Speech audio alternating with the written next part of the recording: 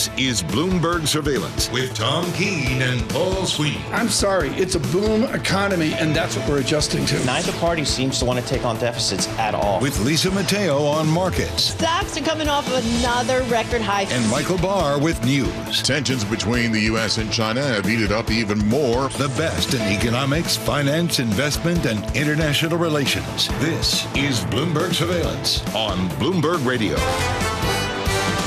Good morning, everyone. Tom Keene, Paul Sweeney, Michael Barr, Lisa Mateo. Yes, we'll have newspapers. I get an email at 5:12 a.m. Is Lisa doing newspapers today? I mean, like, what, you know, we're like, every day. We don't exist. It's the Lisa show. She'll be along. She's got a Bloomberg Business Flash for you here in a moment. Lots going on today. We're going to have an important conversation later in the program on Russia's future in the Mediterranean off of the Syria debacle. But we're really focused on the markets. Cam Dawson, Eric Friedman, Peter Scheer, the equity markets we'll look at today big time. And absolutely. And our young friend Kevin Gordon, senior investment strategist I did Charles not know Schwab. that. He's going to be in our studio today, Tom. So we love Kevin Do you Gordon. think they have real Christmas trees at Pepperdine, or is it just all fake my trees? Goodness. Yeah.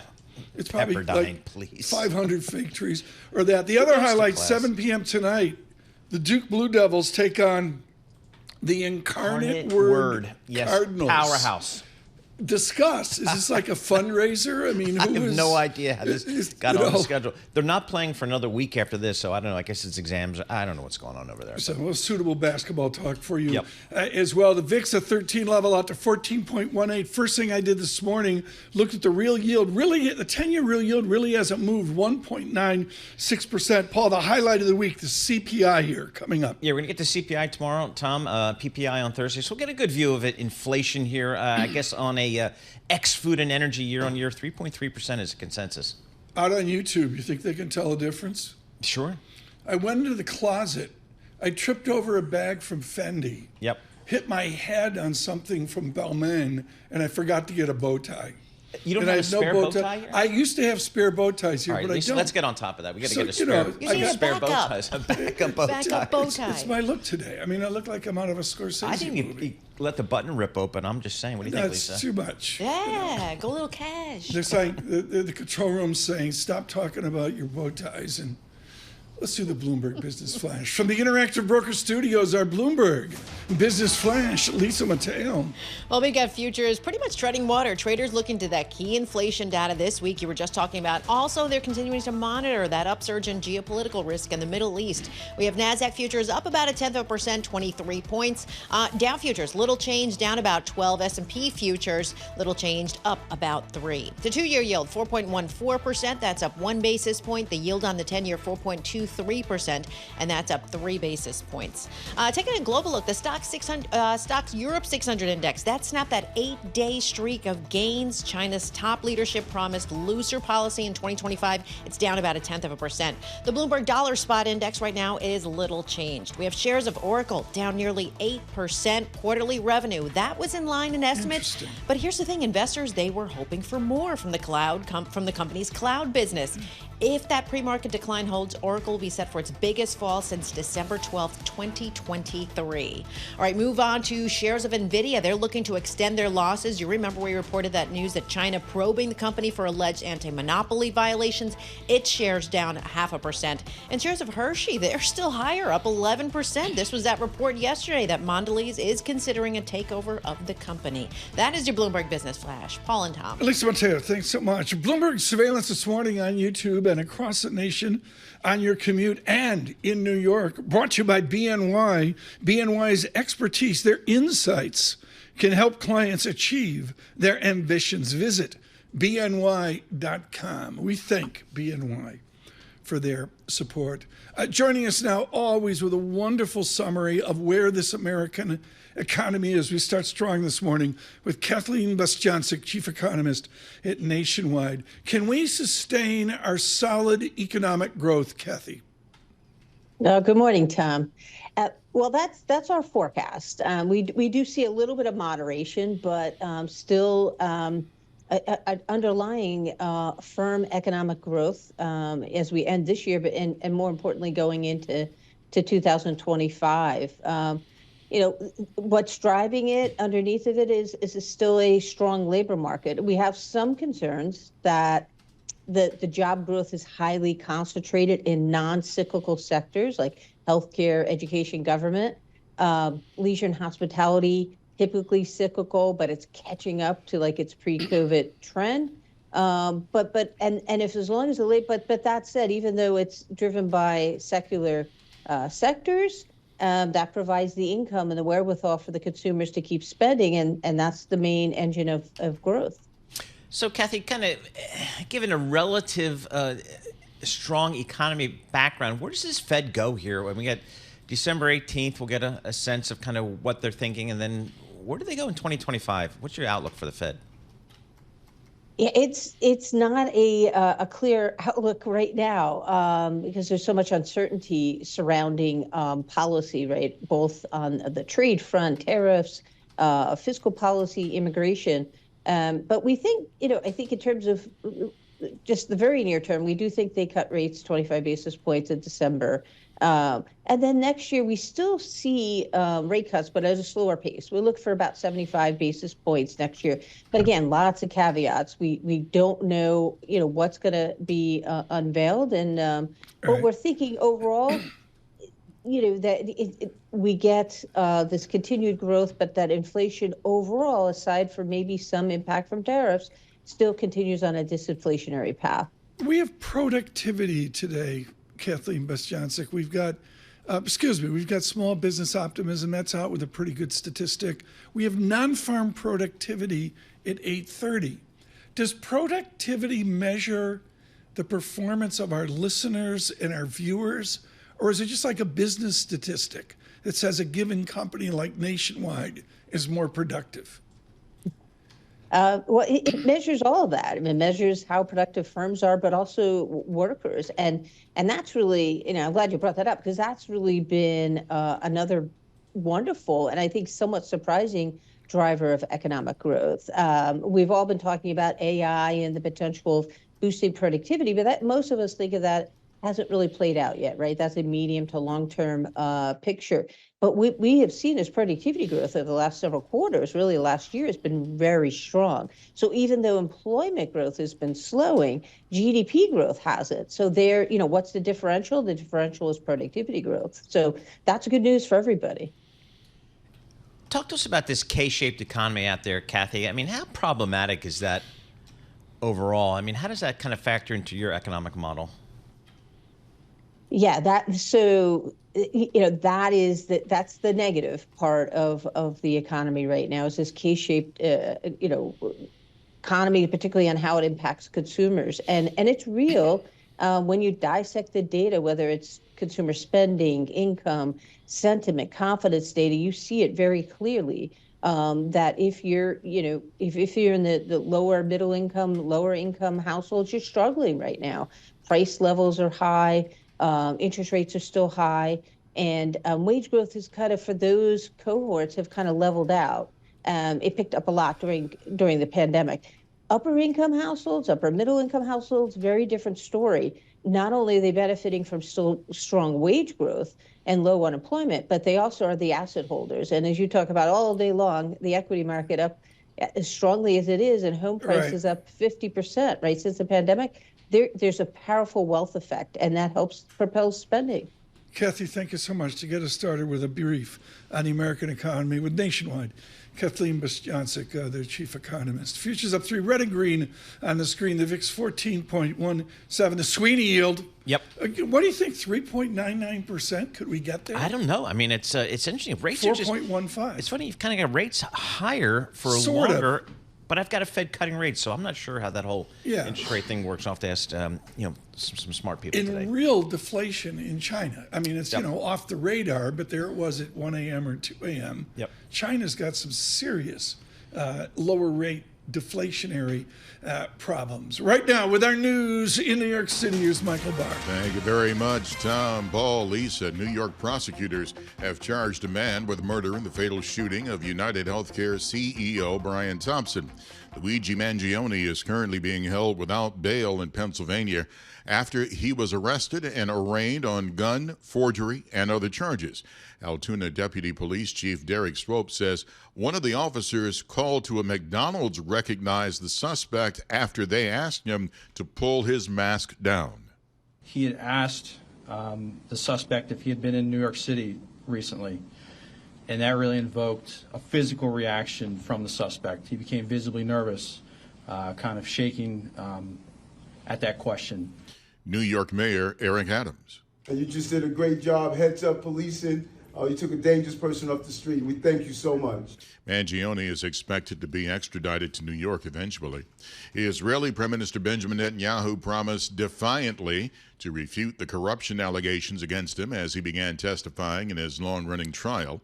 He is the first sitting Israeli leader to take the stand as a criminal defendant at the same time as he faces an international arrest warrant for war crimes accusations.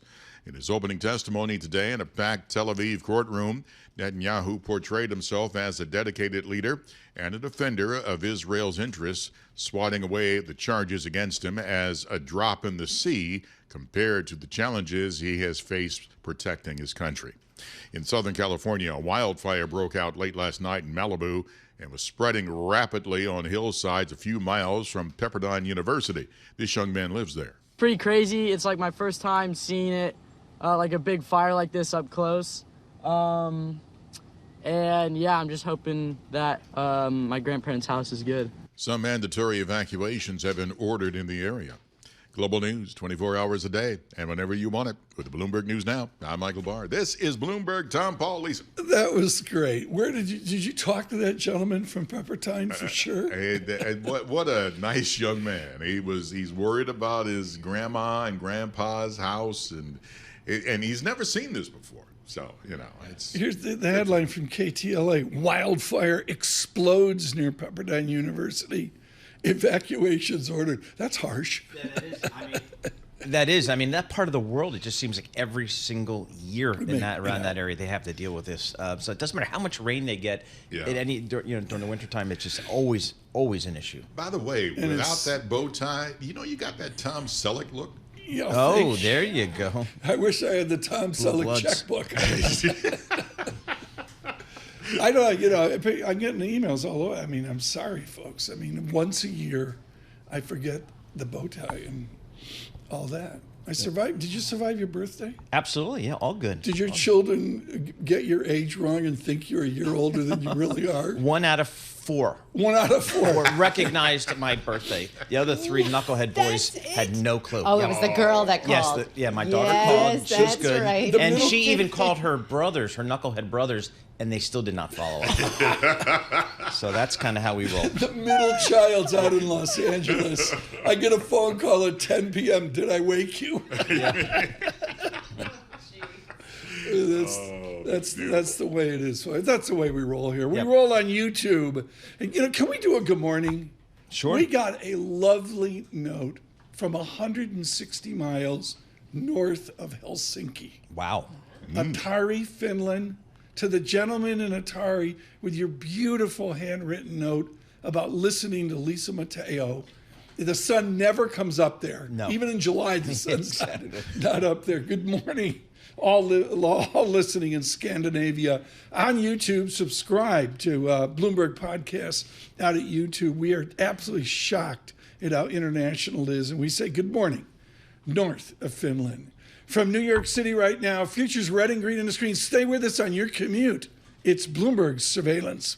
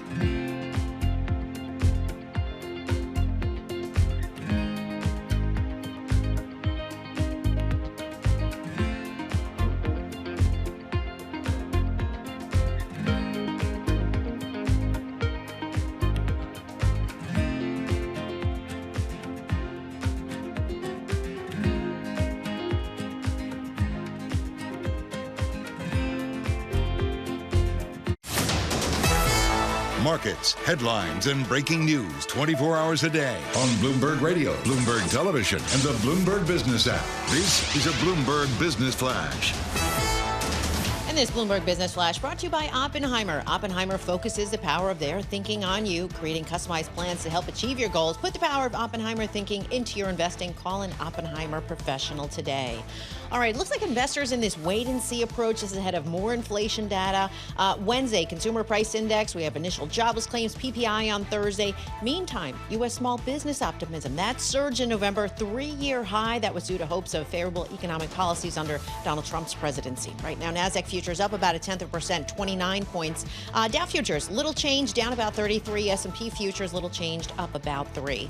The 2-year yield, 4.14%. That's up 1 basis point. The yield on the 10-year, 4.23%, and that's up 3 basis points. To commodities, Brent crude lower, down 0.3% at $71 a barrel. WTI crude $68 a barrel. We have spot gold higher at $2,676 an ounce, and the Bloomberg Dollar Spot Index up about 0.1%. Few companies making news. We'll start with Boeing. Reuters reporting that it's restarted production of the 737 MAX on Friday, and that came a month after that strike shut down manufacturing. Its shares are up more than 0.5%. And Sony shares hit a record closing high in Tokyo, up more than 4%. That was thanks to hopes for its game segment, also its entertainment businesses. And shares of construction equipment company Ashtead, it's down more than 13% in London, lowered its financial guidance, also said it planned to move its primary listing to New York. For on-demand news 24 hours a day, subscribe to Bloomberg News Now, wherever you get your podcasts. I'm Lisa Mateo. That's a Bloomberg Business Flash. Paul and Tom. Thanks so much, Lisa. Greatly appreciate that. Tomorrow, 10:30 in the Sweeney Steel Hour, David Guerra in conversation with Janet Yellen. Oh, very good. Not a modest interview. Yep. I saw some of the debt and deficit numbers here. And I hope they talk fiscal policy a little bit. But that'll be important. Okay, David Guerra with I still call her Chair Yellen. Okay. Secretary of Treasury. Yeah. Janet She's Yellen done it as all. well. Darkening the door right now, and this is well timed. We've got some great equity coverage. I said to the interns, I said, I need more equity coverage. Peter Scheer joins us right now, but we got to digress here. He is with Academy and Academy Securities, as head of macro strategy, and their whole angle, their distinction, if you will, is a real military background. Peter Scheer, what do your board of directors say about the absolute Putin shock in the Mediterranean? Is it just understood that there's going to be a migration to the new Syria, Libya? Yeah, it's a really interesting thing. I think it changes a lot on the world stage. So I think on the good side is you see both Iran and Russia looking weak. So as Trump talks about ending wars or kind of peace, I think both those countries are now back on their heels. They've been exposed, weak. Again, Iran has been kind of exposed time and again. So I think that's good news. On the other side of the coin is clearly, how do you make sure that something bad doesn't arise out of whatever the Assad mess was? It was messy, right, but it did not seem to, proliferate, terrorism. So I think that's the risk. I think you're going to see a lot of activity, both from Israel and ourselves, trying to ensure that nothing bad emerges out of, the mess in Syria. And the one thing I think that's interesting, I think much of the Middle East will support that effort. I think really Iran and these proxies have become the enemy of the progress most of the Middle East is trying to make. So I think there's actually going to be a lot of support there. Do you divorce that good conversation from the confidence to invest in capitalism and in these buoyant American markets? Yeah, it's we're sitting there, and I was just in London last week, and the big question there is, why do people keep buying U.S. stocks at these high multiples and European stocks? Because we're popping 5% nominal GDP. End of discussion. Yeah, so I think things are good here, but I do think we are a little bit over our skis again. It's very hard to get a big sell-off. I think in December, seasonality tends to be good, but I do see a lot of froth building up in the market. I think people have also become overly complacent on Trump. I think they forget that he likes chaos, and now that everyone's decided, these are all just negotiating ploys with China, we're set up for a little bit of failure as we see real friction emerge. How much pullback would you expect to see if and when we do get this pullback, which we haven't seen for such a long time? Again, I think it's going to be like what we've been getting. Maybe we get these 3 to 5% very rapid pullbacks. Maybe this one can be 5 to 10%. Problem is, it's not going to be extended, I feel like. The market structure just leads itself to these kind of steady grinds, then these big declines. The one thing I would say, given all the hype, the S&P 500 is up less than 1% in the past 30 days. So we get these grinds higher that sound exciting, and then these steep declines. I think we're setting up for another steep decline. So you're over in London last week. I mean, the UK market, the European markets, they are certainly cheaper than the US market for a variety of reasons, one of which is they don't have a big tech exposure. What do you find? Do you find any value over there, any opportunities over there? You know, as a contrarian, I would love to say yes, but it feels like it's a mess. And I think the one thing Europe's really struggling with dealing with is over the last 10 years, whether it was Brexit or the Greek debt crisis, Germany's been this juggernaut, right? This economic powerhouse. Germany is really struggling both economically and I think even politically. So I think Europe's just a mess, and there's this risk of more fracturing. And I think even with the U.S. and ourselves, right, we are going to go butt heads with China. Europe's in no position to do that. Well, you guys are talking. I'm on the Bloomberg Professional Service. There you go. Looking at 4 standard deviations. We're up, of course, about +2 standard deviations. We've been riding the rail since the beginning of 2024. Higher. A 2 standard deviation pullback is down 13.4%.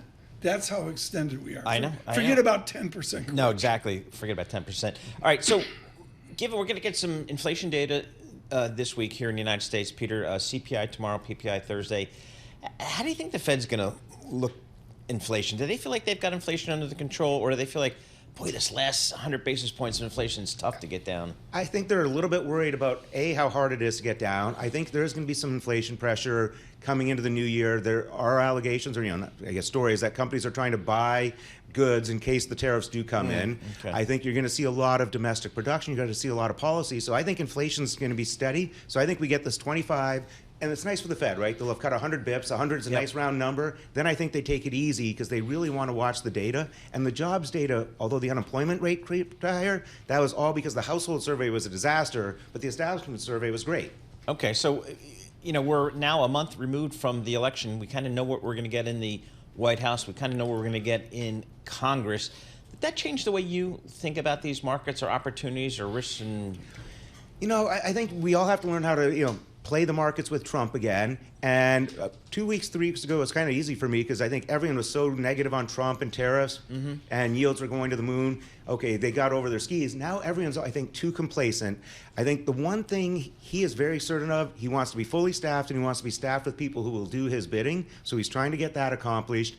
I think he's going to be very tough, and I think China is going to surprise people how tough he is. One of our generals worked with him when he was doing the last round of negotiations with China. And basically, China tricked him a little bit. They said they were going to buy a bunch of our ag products. They never came through and bought those. I remember that, yeah. So I think he is going to be very aware of that, and he's going to drive a hard bargain. Quickly, just, Stolfus is out at OPCO, the 7,100 target. Does Scheer have an SPX target?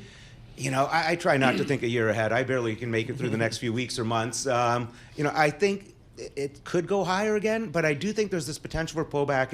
And I think as it's been now for a while, is where do we stand on AI, the data center build-outs? And part of me is concerned, while this is going to be the future of the economy and the future of the country, does it look like fiber, where fiber was also going to be the future, and we overbuilt so much fiber too quickly that all those companies had trouble? 5G? Oh, yeah. 5G. I still don't know what 5G is. How about big data? What happened to big data? I think big data is now AI. I don't know. Yeah, I think it's all becoming the same. The Academy Securities Nano Fund. That really worked out. Peter Scheer, thank you so much. With Academy Securities there with a touch of the geopolitics folded in. We're really committed to informing you on surveillance. We're not going to do it a lot, but there are seismic, there's no other word, seismic changes going on in the Mediterranean, and we will inform you there with good conversations over the next number of days. Again, on YouTube, I just can't say enough about it. Tell friends, family, Romans, whatever. We'll take anybody.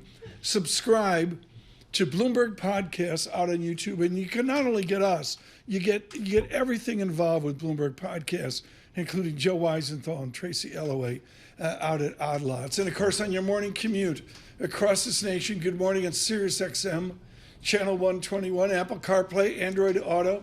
On the corridor, 99.1 FM Washington, 92.9 FM from Mount Washington to Block Island, and on Bloomberg 1130 AM, the home of New York Met 1 Soto.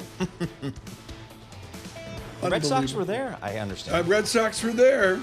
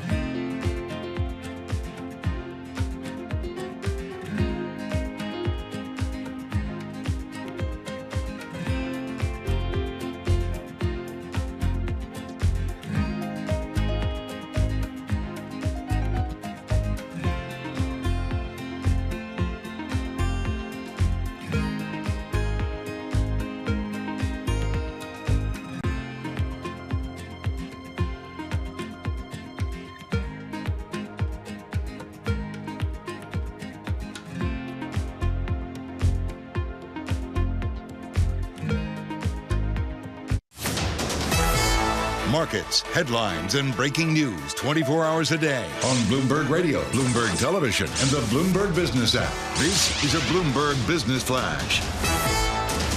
From the Bloomberg Interactive Broker Studio, I'm Lisa Mateo. Well, we've got red and green on the screen. Traders are waiting that key inflation data from the U.S. as well as the European Central Bank policy decision later this week. The ECB expected to cut its policy rate for a fourth time this year on Thursday.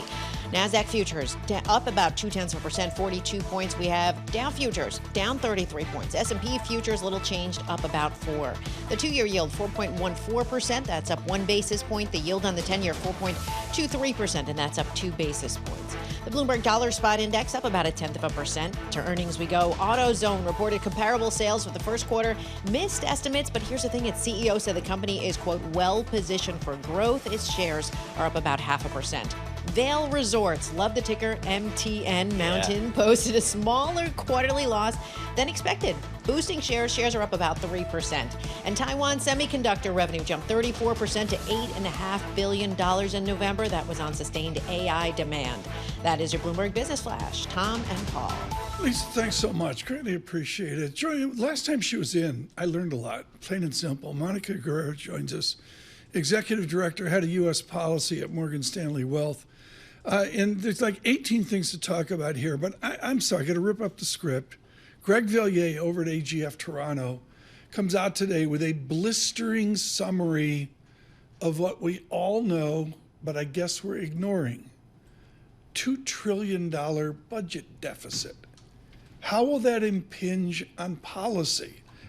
What is the constraint of a budget deficit that is up $242 billion more than in the same period last year? What's the constraint? It means that they're going to have to actually deal with it. And I think what's interesting about this incoming administration and Congress is that there's a lot of commitment to actually getting a budget through. We've been living on continuing resolutions over the past year or longer.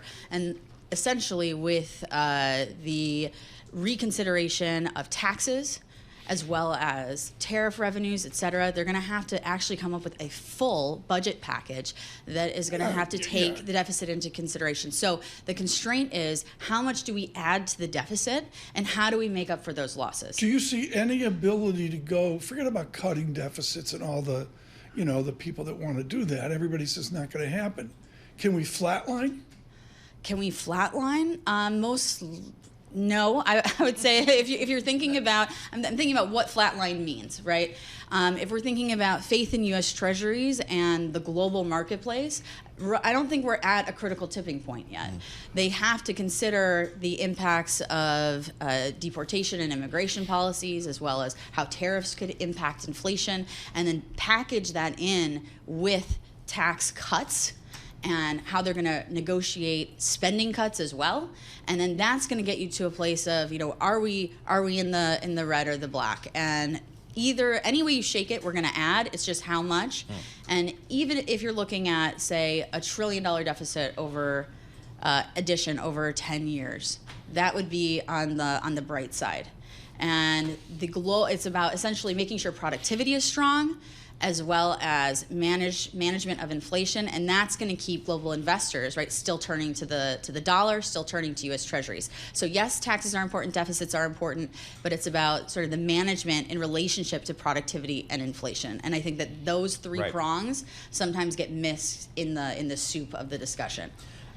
You're head of U.S. policy at Morgan Stanley Wealth Management. What's the first 100 days going to look like of this new administration? I mean, he's going to have the House, the Senate, yes, very narrow majorities, but still majorities. What can this administration get done in the first 100 days, do you think?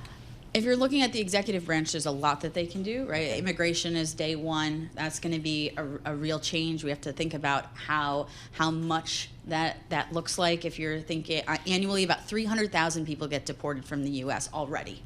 Okay. If they're looking at a 400,000 number is what they've most recently cited, that could be in addition, that could be net 100,000 more. So those are very different outcomes when we're thinking about near-term growth and growth prospects. The other thing they're going to focus on with day one is tariffs, and especially the way that we negotiate and reconsider our relationship with Mexico. So one of the things I've heard from DHS as it relates to immigration is that they're going to be focusing on Central Americans, not necessarily Mexicans, because we need them for mining, commodities, rare minerals, et cetera. So this is going to be a dynamic first 100 days. The Doge effect that people talked about, I think that's much later, because they're going to use those first 100 days to come up with proposals before Congress actually considers them.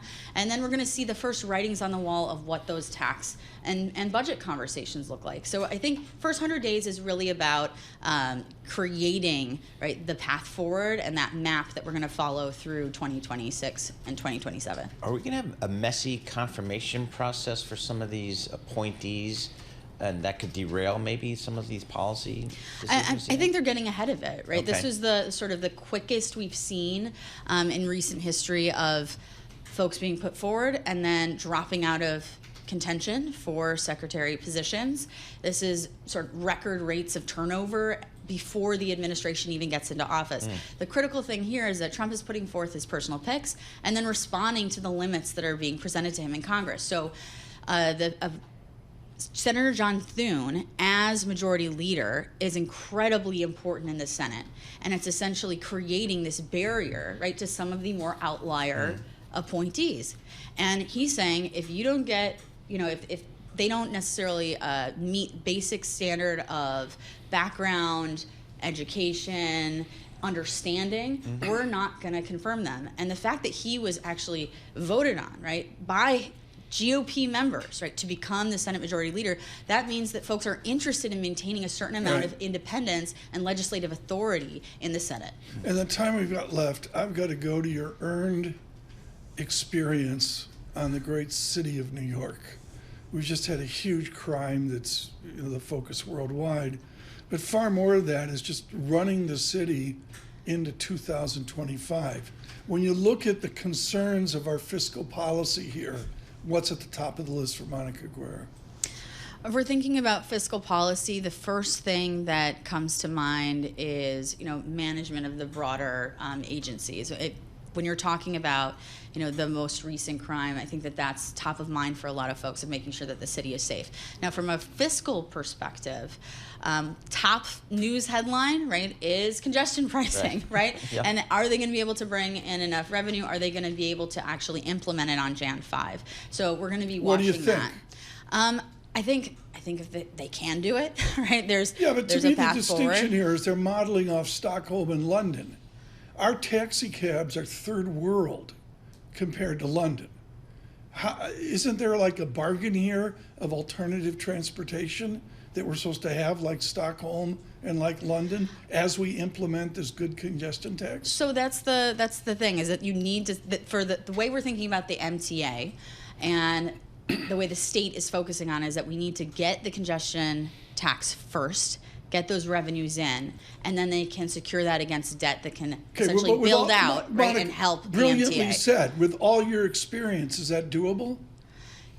I think it is. I do think it's doable. I think that I don't know the ins and outs of the implementation for taxis. Maybe what they're going to do is have everybody download an app. I don't know what that looks like. That's the easiest thing I can think of. I don't want to speak on behalf of of the city and the state for that. I understand. Yeah. But I do think that there are ways to get there. And if you bring in 500 mil as the latest, guesstimate of what they could bring in, that is worthwhile considering the losses that the MTA has experienced. Where are we on subway? I mean, to me, I'm a subway rider every single day for 45 years. I think it's the greatest mode of transportation in the world. I think I'm in a minority there. How is the MTA these days, just broadly defined? Broadly defined, I think they're still struggling with some of those, COVID losses. Yep. And they're going to be, looking to essentially patch that revenue. They were already in a budget imbalance prior to COVID. It just made it worse. And so something like congestion pricing might be necessary to essentially keep service at a level that's tenable and then go beyond. So if they're able to actually use that revenue to secure billions in debt, then you have a robust capital plan. But they have to find that revenue, and I think that could come from congestion pricing. Thank you for that audible. Monica Guerra is with Morgan Stanley on U.S. policy. We should mention also that she held the position of Director of Capital Budget and Economic Development for the City of New York, among other duties. Just love having Monica Guerra on. Good morning, Bloomberg 1130 in New York. With our news in New York City, Michael Barr. Thank you very much, Tom. Paul, Lisa. New York prosecutors have filed murder charges against the suspect in the killing of United Healthcare CEO Brian Thompson. Luigi Mangione is currently being held without bail after apparently being spotted in Altoona, Pennsylvania. New York City Police Commissioner Jessica Tisch.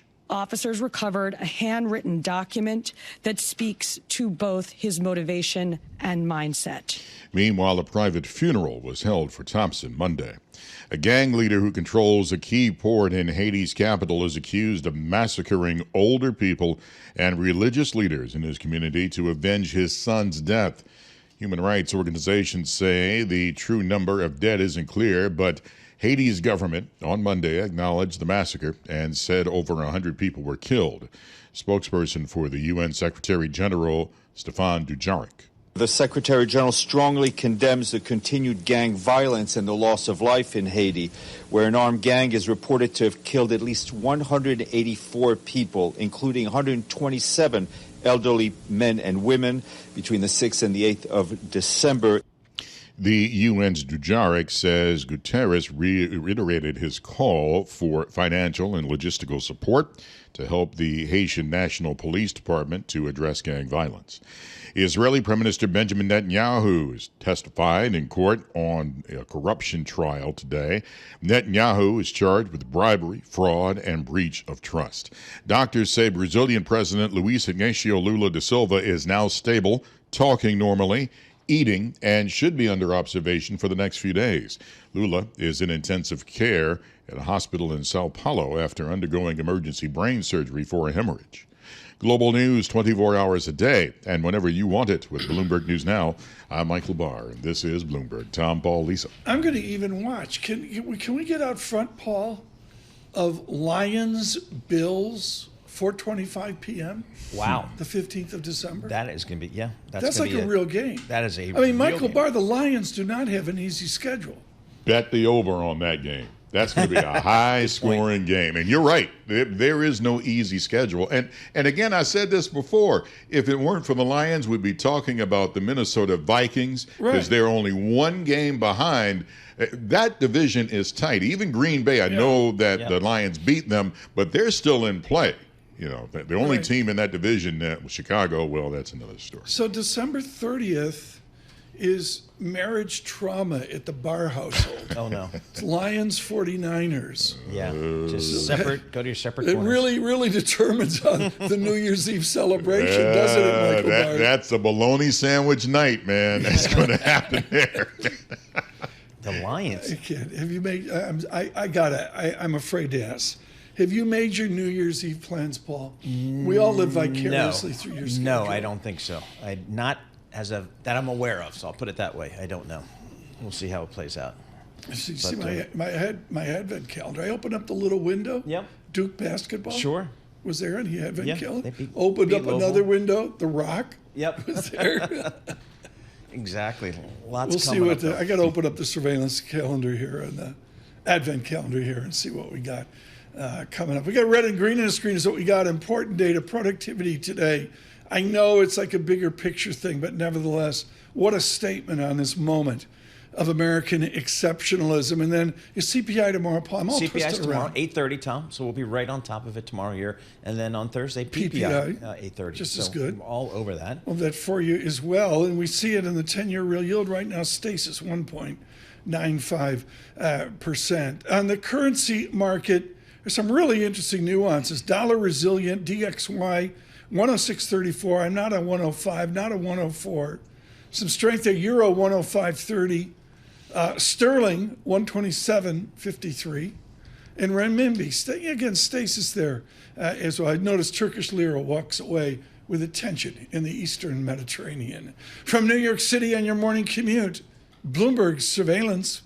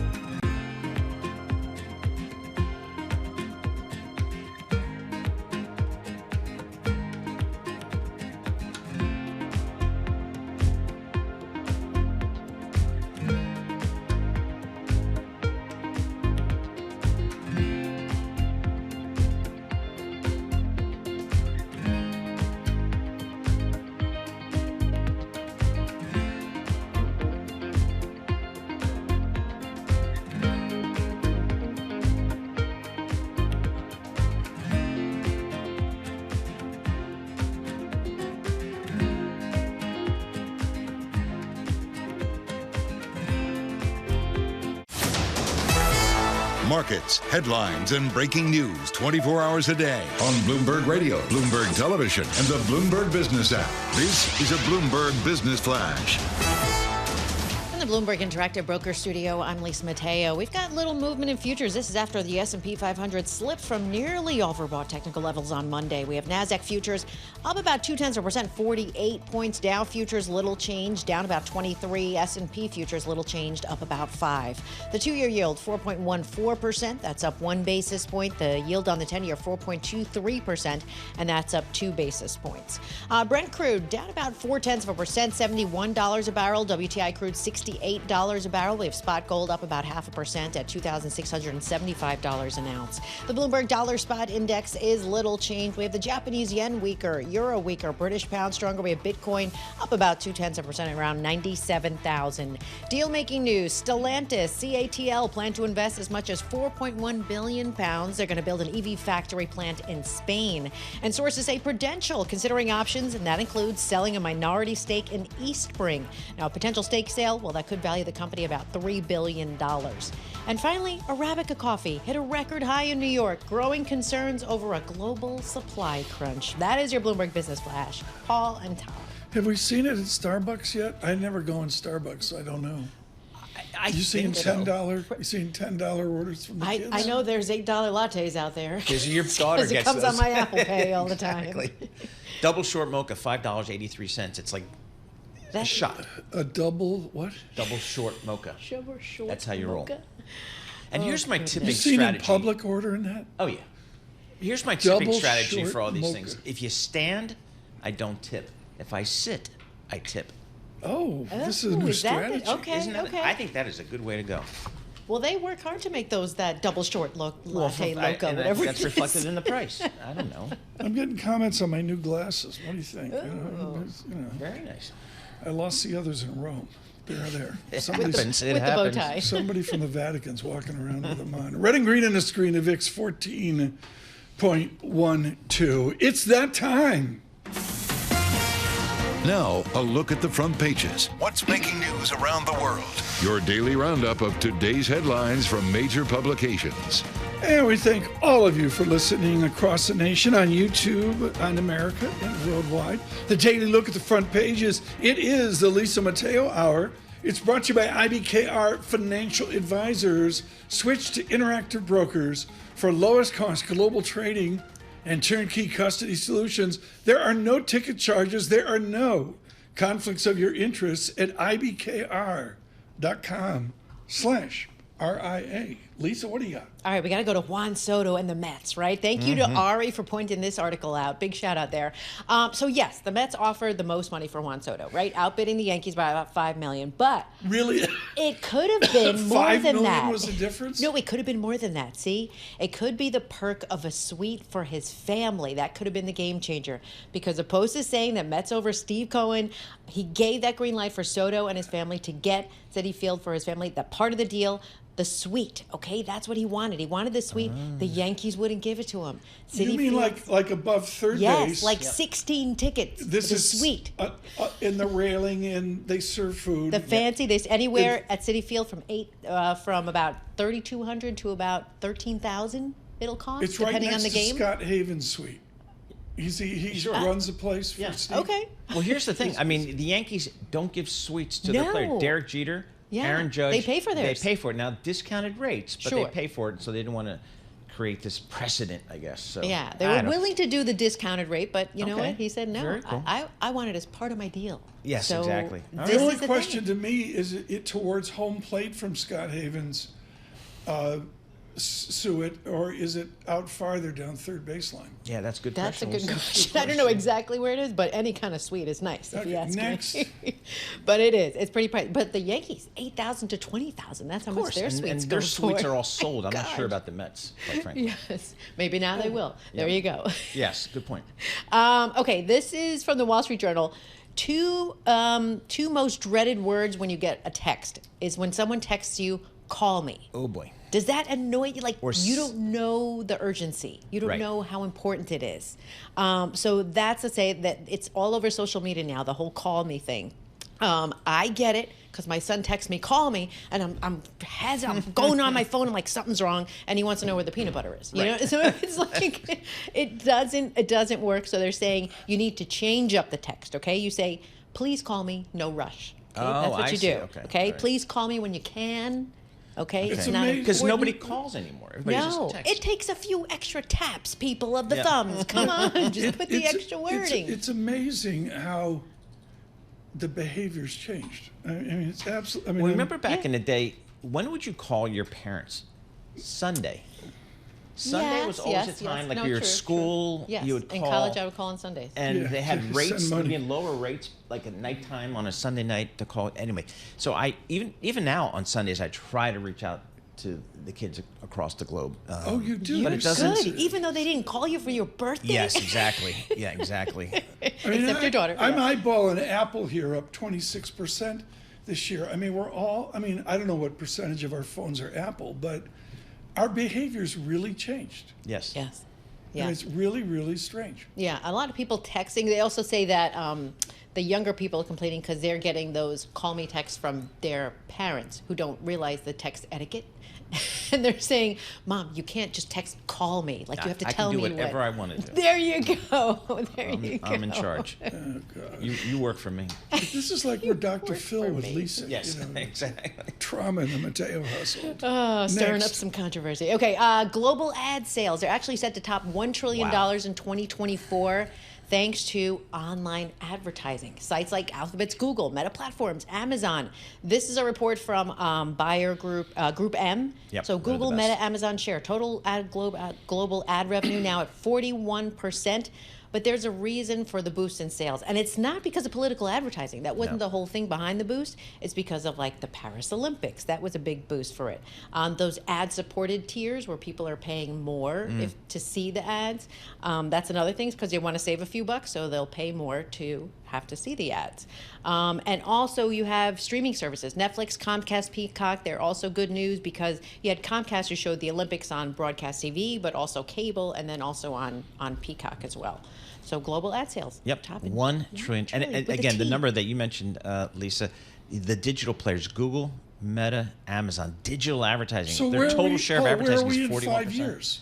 Why should this trend stop? Yeah, I don't think it will stop because actually, if you're an advertiser, it's never been better to advertise now because you have really good solutions for you. It's instead of buying an ad on a broadcast network, which you have no idea who you're reaching, if it's your demo or not. Now with these digital advertising platforms, Google, Meta, Amazon, YouTube, all that kind of stuff, you have much better information about who your audience is, and you can target it better. It's more valuable to the advertisers, and they're allocating more and more money. So it's, and we saw yesterday, Tom, while you were out at yesterday, Omnicom, big ad agency, buying Interpublic Group. Two dinosaurs mating? Yep, exactly right. If I go and I try to order something and I've got to go because I got to see who Steve Cohen's buying next, and about 2 hours later I get an email from the people, did you forget something? Yep. That's sort of like weird. It is. Do you have anything else in 50 seconds? Yes, in 50 seconds. This is for the Gen Zers. I know you have in your household, okay? Gen Z, 12 to 27, that's the age. Oh, is that the age? Yes, that's the 12 age. to 27. They're becoming Gen G, which is for giving. They're very giving. That's what this I knew this would spark you. They're very giving. Apparently, this is in the Financial Times. Here's the reason why. Because they're going to be the recipients of what financial advisors call the Great Wealth Transfer. Okay, that's when the retiring boomers pass down the trillions of dollars to their assets over the next 20 years. And here's a great lead sentence in this Financial Times article by Marianne Willingham.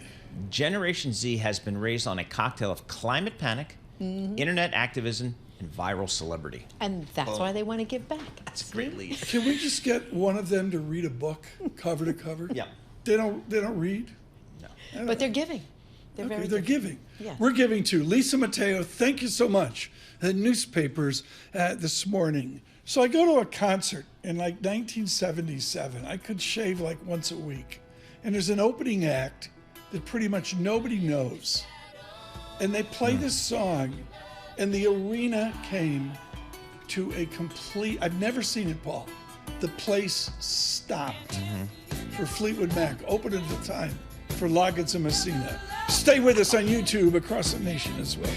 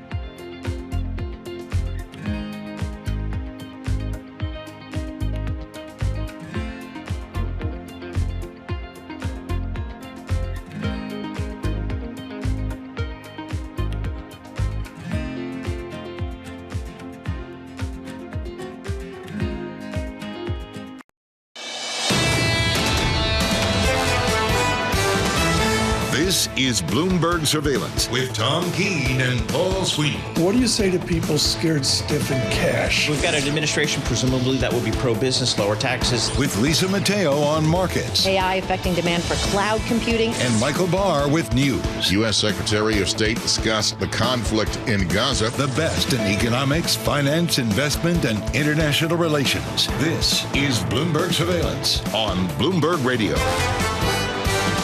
Good morning, everyone. Paul Sweeney, Tom Keene, Michael Barr, Lisa Mateo. Interesting Tuesday before the CPI report. I guess we get that tomorrow, but lots going on in equities, bonds, currencies, commodities. We have a focus on the end of the year, this great bull market. Cameron Dawson will join us here in a moment to parse forward earnings, free cash flow into further everything's going to have a 50 multiple. I know. That's where we are. No problem. Dominion Electric, 50 multiple. That's where we're going as well. We say good morning. And we say good morning and thank you, Cohn Resnick. Bloomberg Surveillance is brought to you by Cohn Resnick. Advisory Assurance Tax is your business future ready. Talk to Cohn Resnick's digital advisory team about strategies and platforms to drive competitive advantage. Before we get to Lisa to race to Cam Dawson, we got Kevin Gordon coming up from Schwab, who went to Pepperdine. I know. And this fire, Serious.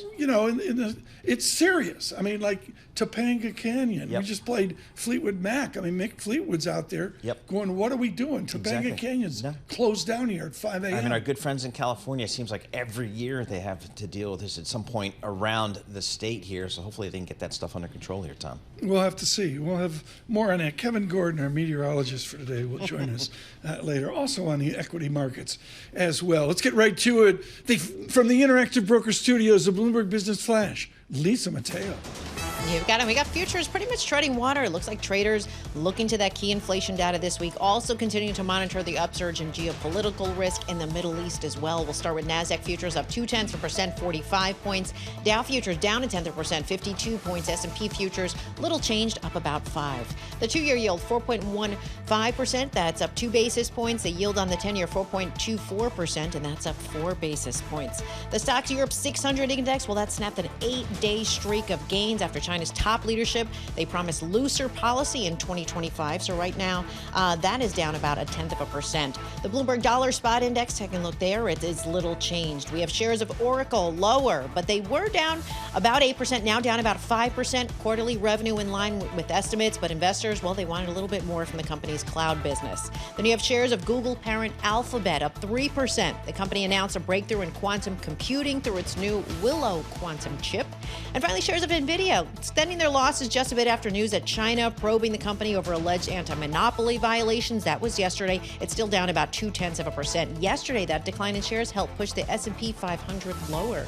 That is your Bloomberg Business Flash. Tom and Paul. Thank you so much, Lisa. This great bull market, whether you are in it, sort of kind of like in it, or whether those of the triple leveraged all cash fund are not in it, it is what it is, a great bull market. We're dedicated to giving you not pontification, not crystal ball gazing, but just clear conversation from people who have the courage to participate in the equity markets and not time it. Cam Dawson joins us, New Edge Wealth Management. Every time that's like a ballet lesson. Yeah. My ankles hurt after talking to Cam Dawson. Exactly. Cam, I'm looking at this market, and I got to re-justify. The zeitgeist this morning is year 3, come on. Have we ever had a double-digit third year? It has happened. It happened in the 90s, but of course we know what happened after that double-digit third years. You had effectively the blow-off top of 99 into early 2000, and then it took 14 years for the NASDAQ to make a new high. So one of the scenarios that we are considering for 2025 is that we do go back into bubble territory, that we do see this market continue to rally, trade at even more extreme valuations, positioning get even more stretched. Keep up? Well, earnings are expected to grow 13% next year. There's a lot of margin. Well, and that's up from just 1-2% growth this year. So there is an expectation of a rebound, but that embeds a lot of margin expansion. That's the one area we would draw a question mark if that's really achievable.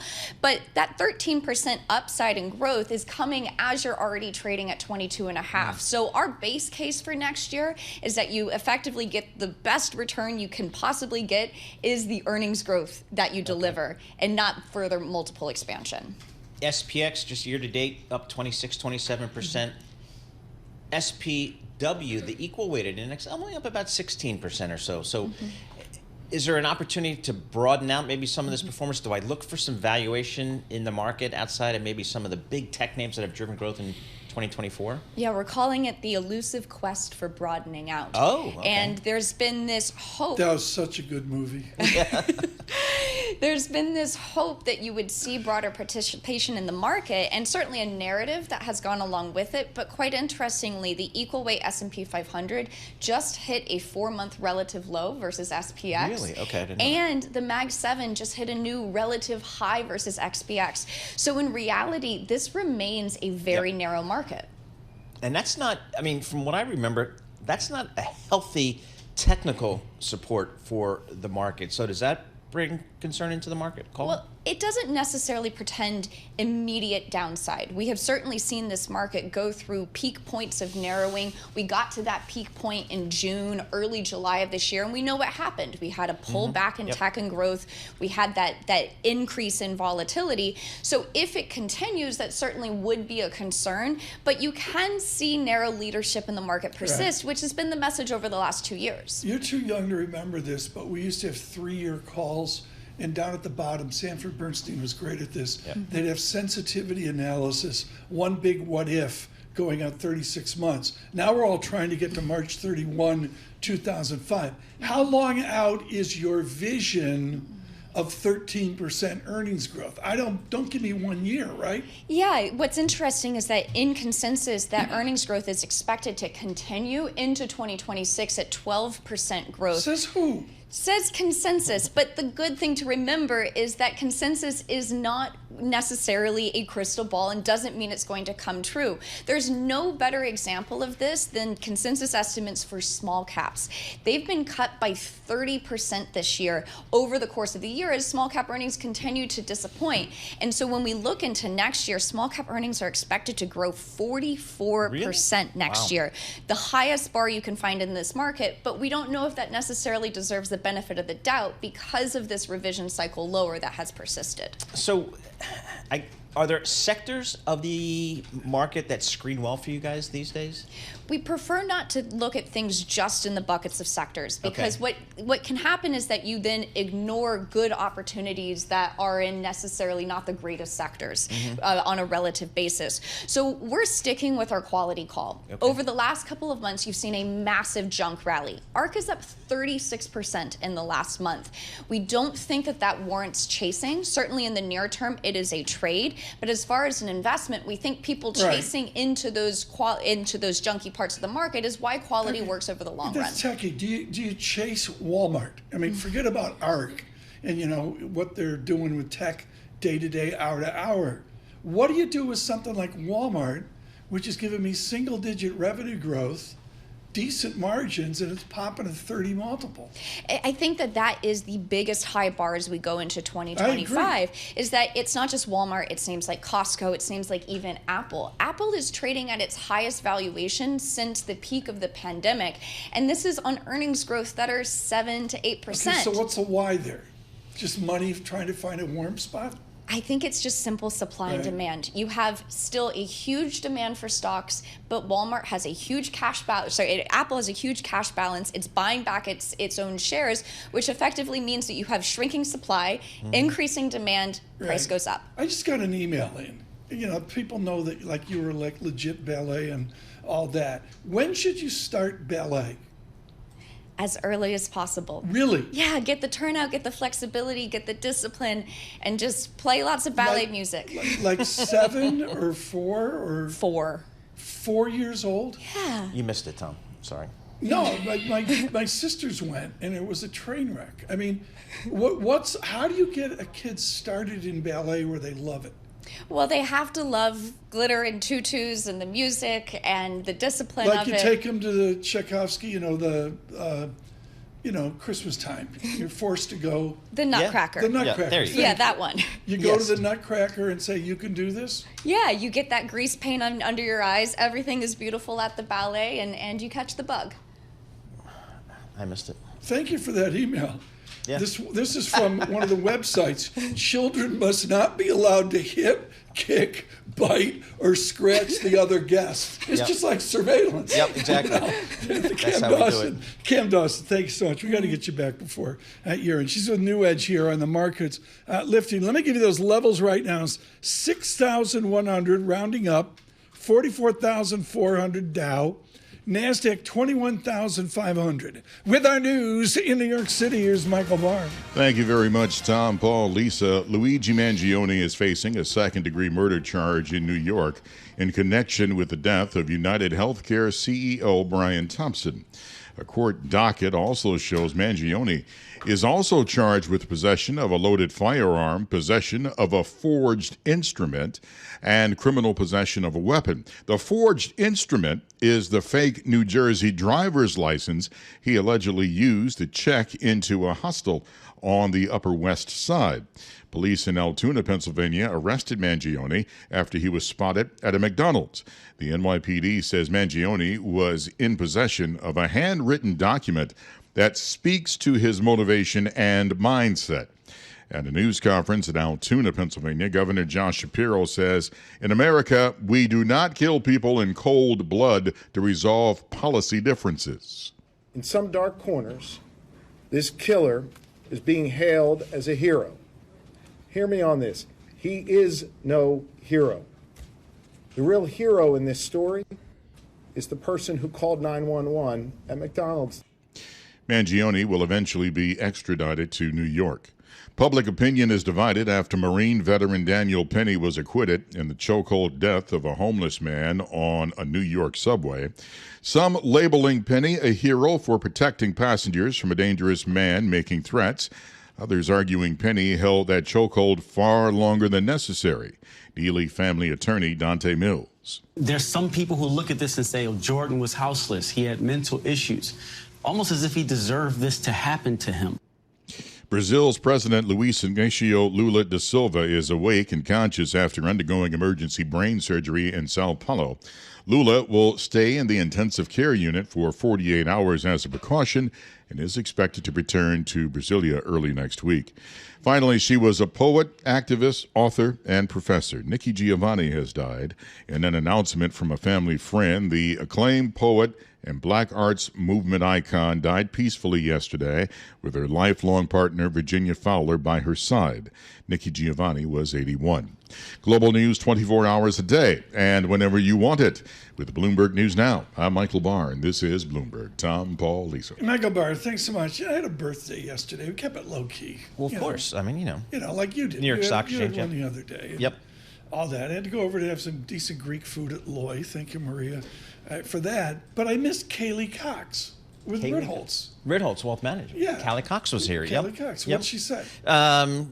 Courage to be in the market, Tom. I wonder where she heard that originally. Yes, absolutely. And you know the folks at Ritholtz Wealth Management, they just say steady, Eddie, long-term investment horizon, be in the market. Their short term is 3 years. Exactly. And so, how many people listening to this right now? Send me in on YouTube. How many people do you think out on YouTube land do you think have short term is 3 years? Yeah. 5%? I don't know. But I think 10? that's the way you have to think. That's what I'm trying to tell my kids. Just throw it into the 401k, max it out, and talk to me in 30 years. Kelly Cox, thank you. Cam Dawson, thank you as well. From New York City, Bloomberg Surveillance.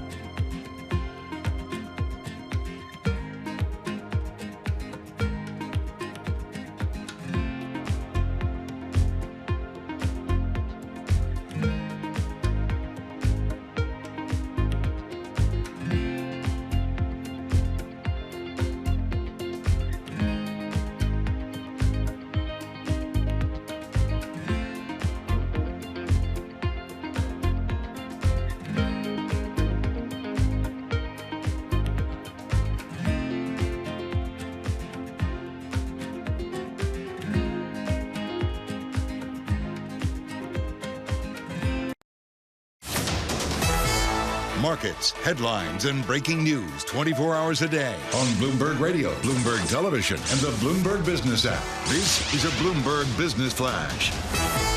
From the Bloomberg Interactive Broker Studio, I'm Lisa Mateo. Well, investors kind of in this wait-and-see approach ahead of more inflation data tomorrow, consumer price index. We also have initial jobs claims, PPI on Thursday. Now, meantime, U.S. small business optimism, that surged in November to a 3-year high. NASDAQ futures up about 0.2%, 50 points. Dow futures down 0.2%, 91 points. S&P futures little changed, up about 4. The 2-year yield 4.14%. That's up 1 basis point. The yield on the 10-year 4.23%, and that's up 3 basis points. We have Brent crude down about 0.3%, $71 a barrel. WTI crude $68 a barrel. And the Bloomberg Dollar Spot Index up about 0.1%. Companies making news: Boeing, Reuters reporting it's restarted production of the 737 MAX on Friday. Now that came a month after the strike shut down manufacturing there. Its shares are up nearly 2%. And Sony shares hit a record closing high in Tokyo, up more than 4%. That was driven by hopes for its games segment and also other entertainment businesses. And shares of construction equipment company Ashtead, it's down more than 13% in London, lowered its financial guidance, also said it plans to move its primary listing to New York. For on-demand news 24 hours a day, subscribe to Bloomberg News now, wherever you get your podcasts. I'm Lisa Mateo. That's a Bloomberg Business Flash. Paul and Tom. Thanks so much, Lisa. Greatly appreciate that. Bloomberg Surveillance from New York City across this nation. Good morning on your commute on Apple CarPlay and Android Auto, particularly in the West Coast, where we really picked up a lot. Digitally. Joining us now, Kevin Gordon, Senior Investment Strategist at Charles Schwab, proud alumni of Pepperdine, toughest in the weather out there. I mean, it's just really difficult. We've been making not jokes about the fire, but a lightness about a fire, except it's not light. At this time now, 5:17 a.m. on the West Coast, I believe there's reports of the Payson Library at Pepperdine being open to protect students at Pepperdine. Have you ever witnessed, Kevin, a fire out there, like a Malibu fire along the Pacific Coast Highway? I just can't stop staring at the images here in the studio. It brings back really stark memories of the Woolsey fire, which I lived through on campus in my undergrad, just towards the end of my undergrad. And it was, it's brutal. And you can see in the images, it completely destroyed a good chunk of Malibu. The rebuilding was pretty amazing. So you can rebuild, and Pepperdine is a safe spot to be for students. So I have full confidence in the university and how they handled Woolsey and how they're going to handle this. It's in my memory. The lead guy from Tame Impala, the band, lost everything. Yeah, it was like right to the foundation. It was devastating. What's the solution when you talk? Pepperdine leads on this in science and the technology of it. Is it just they got to cut the shrubbery away more? How do we get beyond these disasters with Santa Ana winds? I'm far from an expert on it. But I think that having the right structures in place, having the right protocols and policies in place, because one thing that became really clear during the Woolsey fire was, as much as panic as there is with everybody trying to scramble, and there's basically one road in Malibu to get in and out, and it's Pacific Coast Highway. So when that is a full-on traffic jam, and it takes me 2 hours to get to campus from my off-campus housing at the time, when normally it would take me 20 minutes, just having the right protocol and policies in place to be able to respond to it, I think is the best you can do right now. Of course, the other forces of nature that are at play, it's tough, especially with how strong the winds are. Kevin, thank you for that. Really thank you. Appreciate it. I appreciate it. Kevin, we sit here towards the end of 2024, S&P 500 up, 25, 26, 27%, equal weighted up 16, 17%. So good job to you equity people. But now the question is, 2025, what do we do? Yeah, so Lizanne and I just published our outlook for 25. Okay. And, broadly, from an equity market perspective, all the breadth metrics we track, everything from, participation in terms of percentage of companies that have been outperforming the index over a rolling 3 or 6 month basis, the percentage of companies that are in an uptrend, whether you want to look above their 200-day moving average, if you want to shorten it above their 50, everything bodes pretty well for the market on at least a 1 year, time horizon looking out. And it's human nature, I think, especially on Wall Street, to think in terms of what's going to happen January 1st to December 31st. But of course, more investors and regular investors have a longer time frame. So our main message has been the volatility backdrop is probably going to be different in 25. So in 24, we got used to this massive churn under the surface, but not a lot of volatility up at the index level, and that's evidenced by the max drawdown for the S&P being just 8.5% this year. We're not so sure that that continues next year. Not to say that we are at an imminent end for the bull market, but when you think about all of the policy disruption potentially coming out of Washington, if you want to dust off part of the 2018 playbook in terms of tariff policy in particular, and now you add on to that relatively aggressive immigration policy, I just think it becomes more of a volatility driver. I don't think it's necessarily fatal to the bull, but of course, if participation starts to wane and you start to get more weakness under the surface, then I think it's a little bit of a different discussion. How many people have missed whatever portion of this bull market you want to analyze? I mean, to me, it's a lot. Yeah, there's a good chunk, and I think the doubting of it at the beginning, especially because, and I know we've talked about this a lot before, but especially because in the first year of this bull market, there were really key cyclical parts of the market that are supposed to lead in the beginning phases of a bull, whether it's followed by a recession or not, that just didn't. I mean, the Russell 2000 is kind of the one that sticks out the most to me. It was the first time that in the first year of a bull market for the S&P 500, the Russell was actually down. So it broke through its October 2022 low, which I think gave a lot of investors pause in thinking that, okay, this is not over.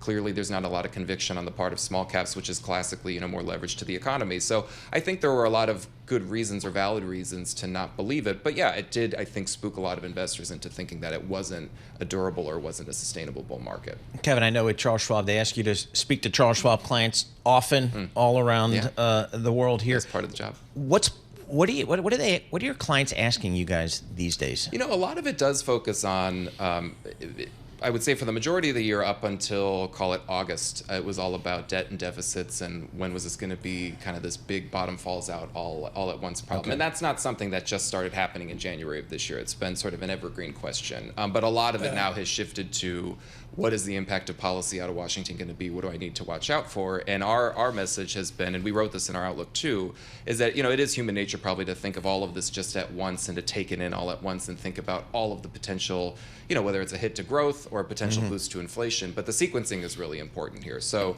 we think that you should just sort of take a patient approach to this, look at what can be done unilaterally, which will probably be tariffs addressed first. Maybe then it moves to immigration, and then down the road, because of Congress, then you get to taxes. But so there's more of a firm deadline or start date, I should say, for when that debate starts. But we've been getting a lot more questions on what is the specific impact of some of these policies. If we co-book you and Dan Ives of Wedbush, can you give him dressing details? I think I should be taking the dressing details from him. He's got all the fun got colors. Some color going, I have the same three colors, black, navy, brown. That's basically all I wear. I mean, we're getting a huge black turtleneck. Well, Paul, maybe we should. I know. Think I should go for the black. I think you can do that. It's a great look for you guys. I think we should all do it next time I'm in. I can pull it off. Hey, Kevin, anything screening well for you guys here as you think about next year? I think some people are just looking for like a new idea. I'm Mag 7 to death at this point. Well, from a factor standpoint, which we've been a lot more focused on sectors, we still have rankings. So communication services and financials are our outperforms. We just upgraded comm services. Financials has been at the top for several months for us. But from a factor standpoint, we actually think that one of the things that might change in 25 is looking at more rates of change for factors rather than levels. Meaning, for most of this year, it was a pretty solid play to be in names or industries that had lots of cash on the balance sheet or strong free cash flow in general.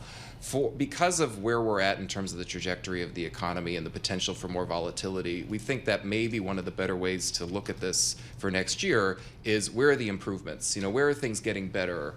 Better or worse, mattering more than good or bad. So that's kind of a way that you can, keep yourself in gear across sectors, not have to dive into one sector and feel like you're completely excluding another one, which is sort of the trap that a lot of investors fall into. Is this just simply a wall of money? There's just a wall of money coming in? Yeah, I mean, in absolute terms, in terms of money market funds, there is a wall of money out there. However, we don't necessarily think that needs to be something that powers this equity market, because the equity market's been able to do just fine, even though cash, so to speak, has been able to climb more. Plus, you compare the asset levels, there's just not as much firepower in there anymore.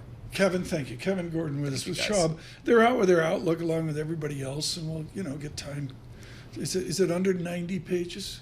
I think just under 90. Just under 90. Yeah. but it's got pictures. So but a lot of charts. Yeah, And the a lot of cartoon charts. is great. Our cartoonist, Carlos Gary, does a great job. So the first image is the big shoulder shrug emoji that Lizanne and I are doing. Who knows? Kevin, thank you so much. With Charles Schwab. Red and green on the screen right now, the VIX 14.14.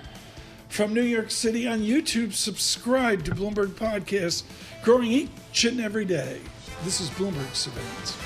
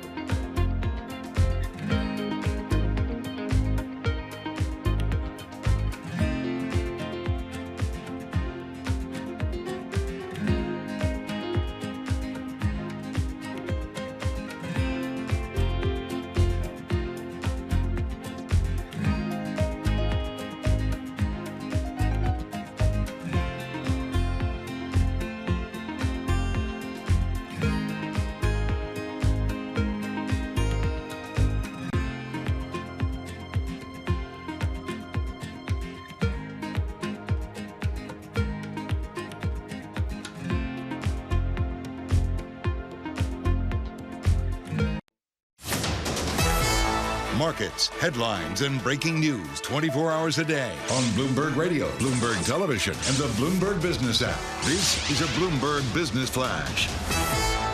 From the Bloomberg Interactive Broker Studio, I'm Lisa Mateo. Futures, well, we got red and green on the screen. Traders awaiting that key inflation data from the U.S. as well as European Central Bank policy decision later this week. ECB expected to cut its policy rate for a fourth time this year. That's taking place on Thursday.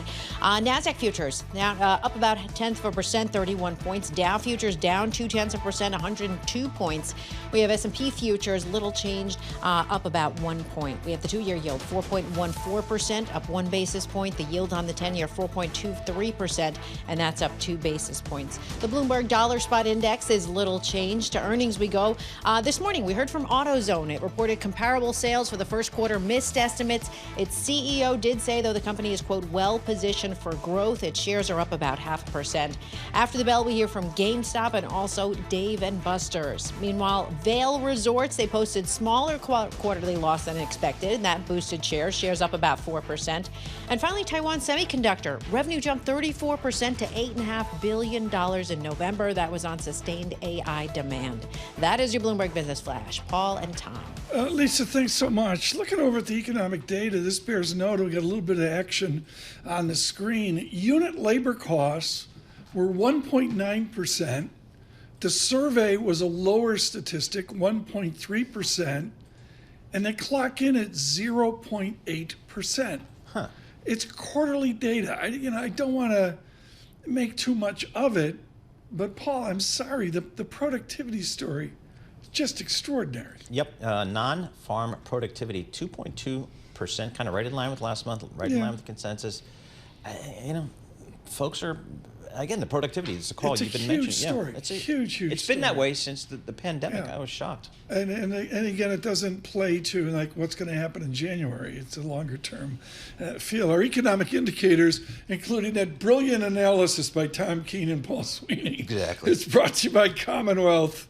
Join over 2,000 independent financial advisors. They are taking control of their growth with advisor-centric support and future-ready technologies. Grow on your own terms with a partner dedicated to your success.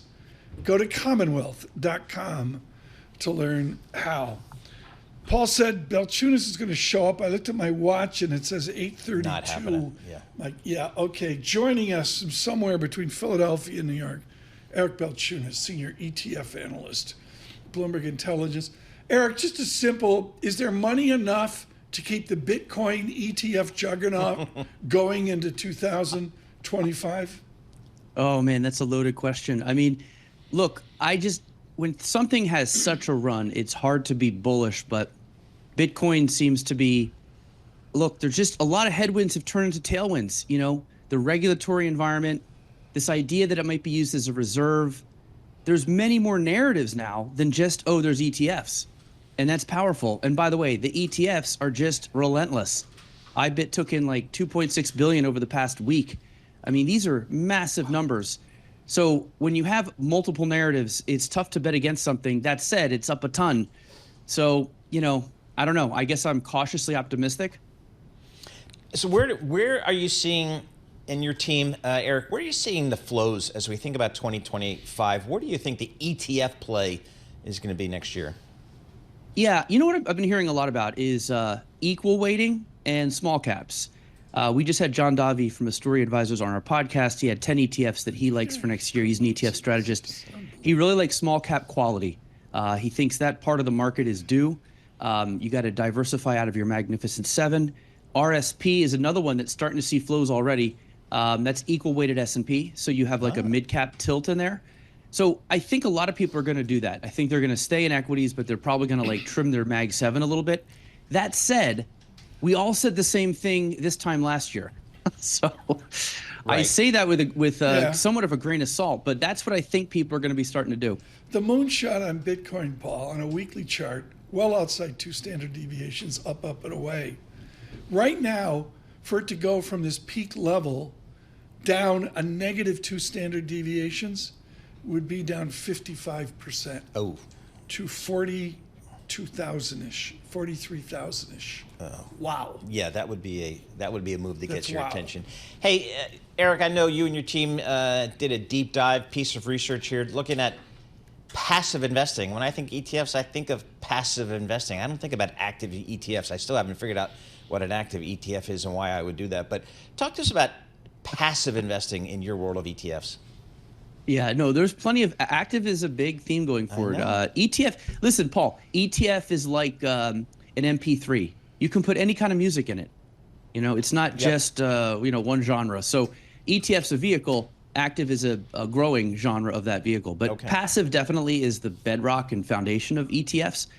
And we, Athanasios and my team did a deep dive, basically pushing back against the passive bubble worries. We just haven't found data that stocks that are highly owned by S&P do any better or worse than ones that aren't. We also find that if you look in countries where passive isn't a big deal, active has the same underperformance rates. Also, passive isn't always passive. Like a lot of passive is smart beta. It'd be like a dividend ETF or a fundamentally weighted ETF.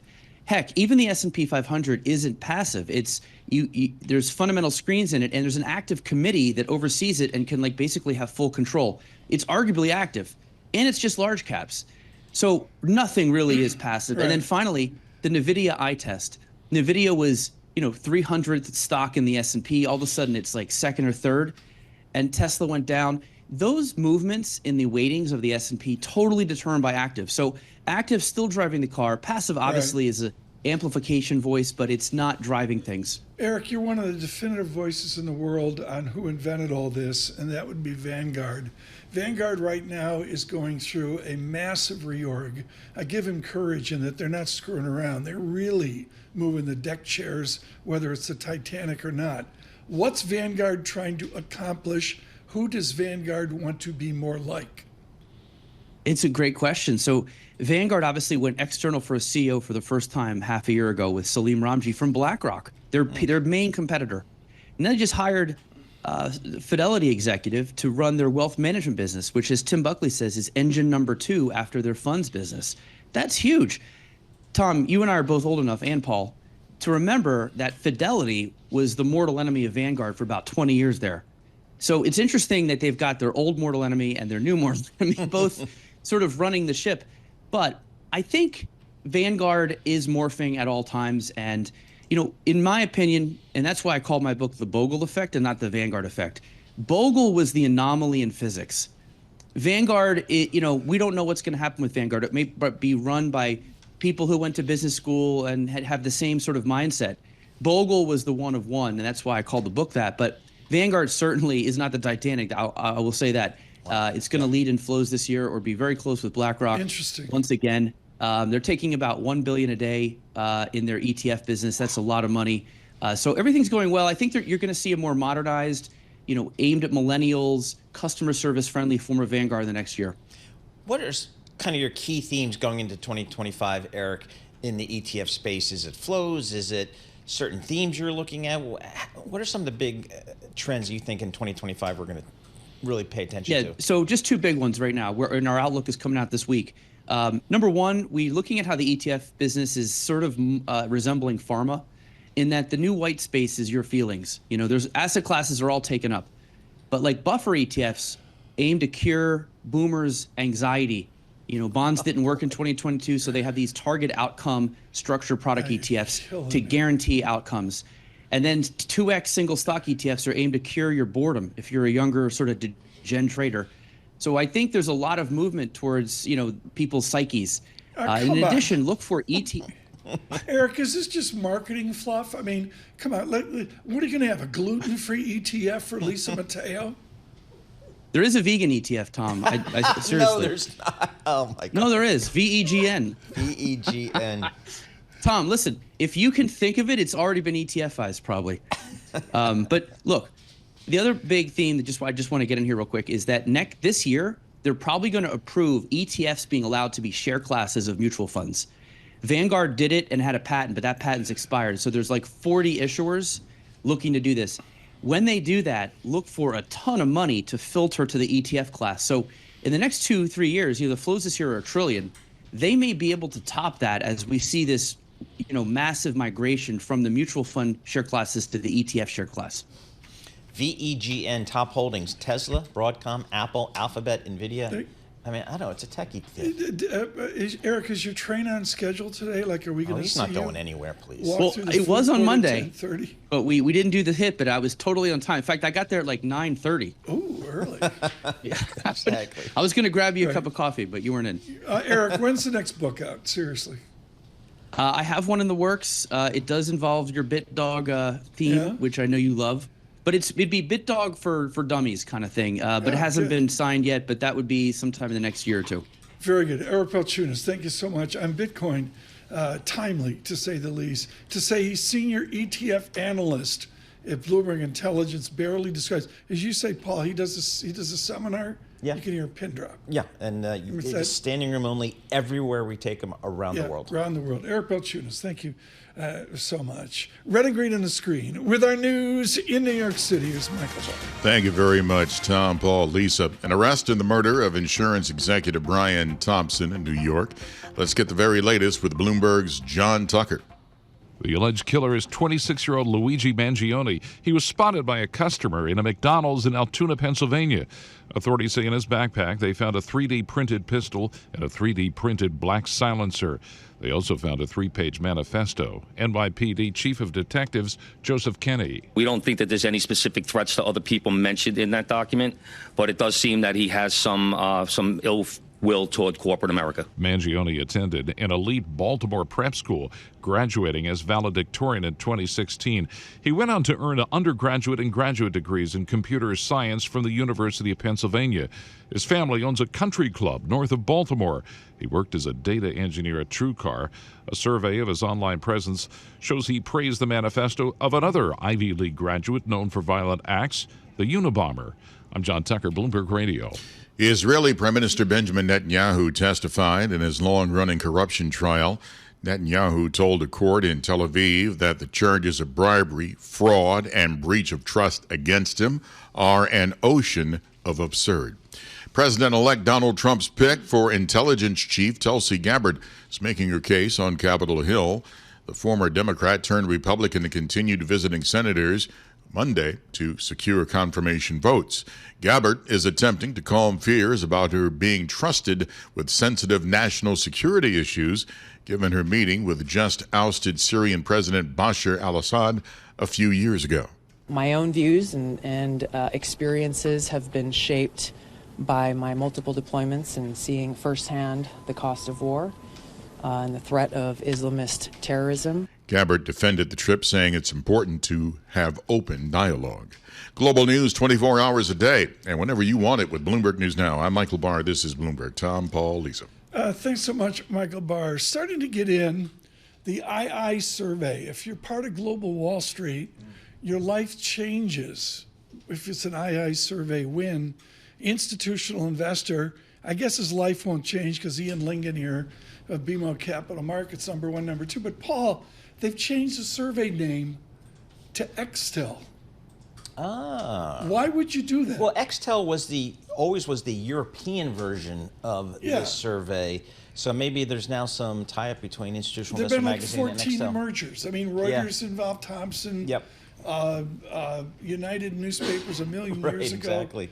But to us, it is always and forever institutional investor. Yeah, and every year it comes out at October, and for an analyst on the sell side for several generations, it makes or breaks your career. Each rung up on the II back in the day was worth $1 million in compensation. I mean, literally, if you went third team to second team, second team to first team, and that's how it was. Like at 10 a.m. on a Tuesday, somebody gets a win, and it's like $1 million later, way back then. You walk right into your boss's office. Exactly. I just made my Hello. life has changed. Ian Lingett of BMO Capital Markets, congratulations on the Extel II survey. From New York City, this is Bloomberg Surveillance.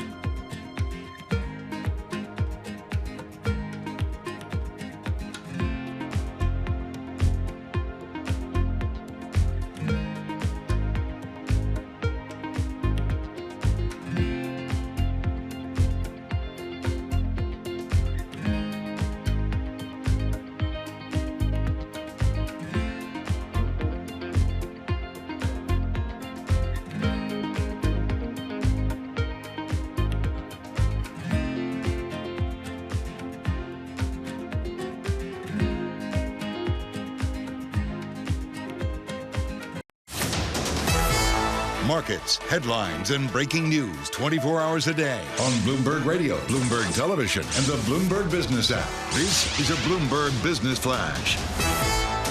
In the Bloomberg Interactive Broker Studio, I'm Lisa Mateo. We've got futures mix, and this is after the S&P 500 slipped from nearly overbought technical levels on Monday. We'll start with NASDAQ futures up about 0.1%, 21 points. Dow futures down 0.2%, 99 points. S&P futures little changed, up about a point. We have the 2-year yield 4.14%. That's up 1 basis point. The yield on the 10-year 4.23%, and that's up 2 basis points. We have Brent crude lower, down 0.2%, $71 a barrel. WTI crude $68 a barrel. We have spot gold higher, $2,677 an ounce. And the Bloomberg Dollar Spot Index is little changed.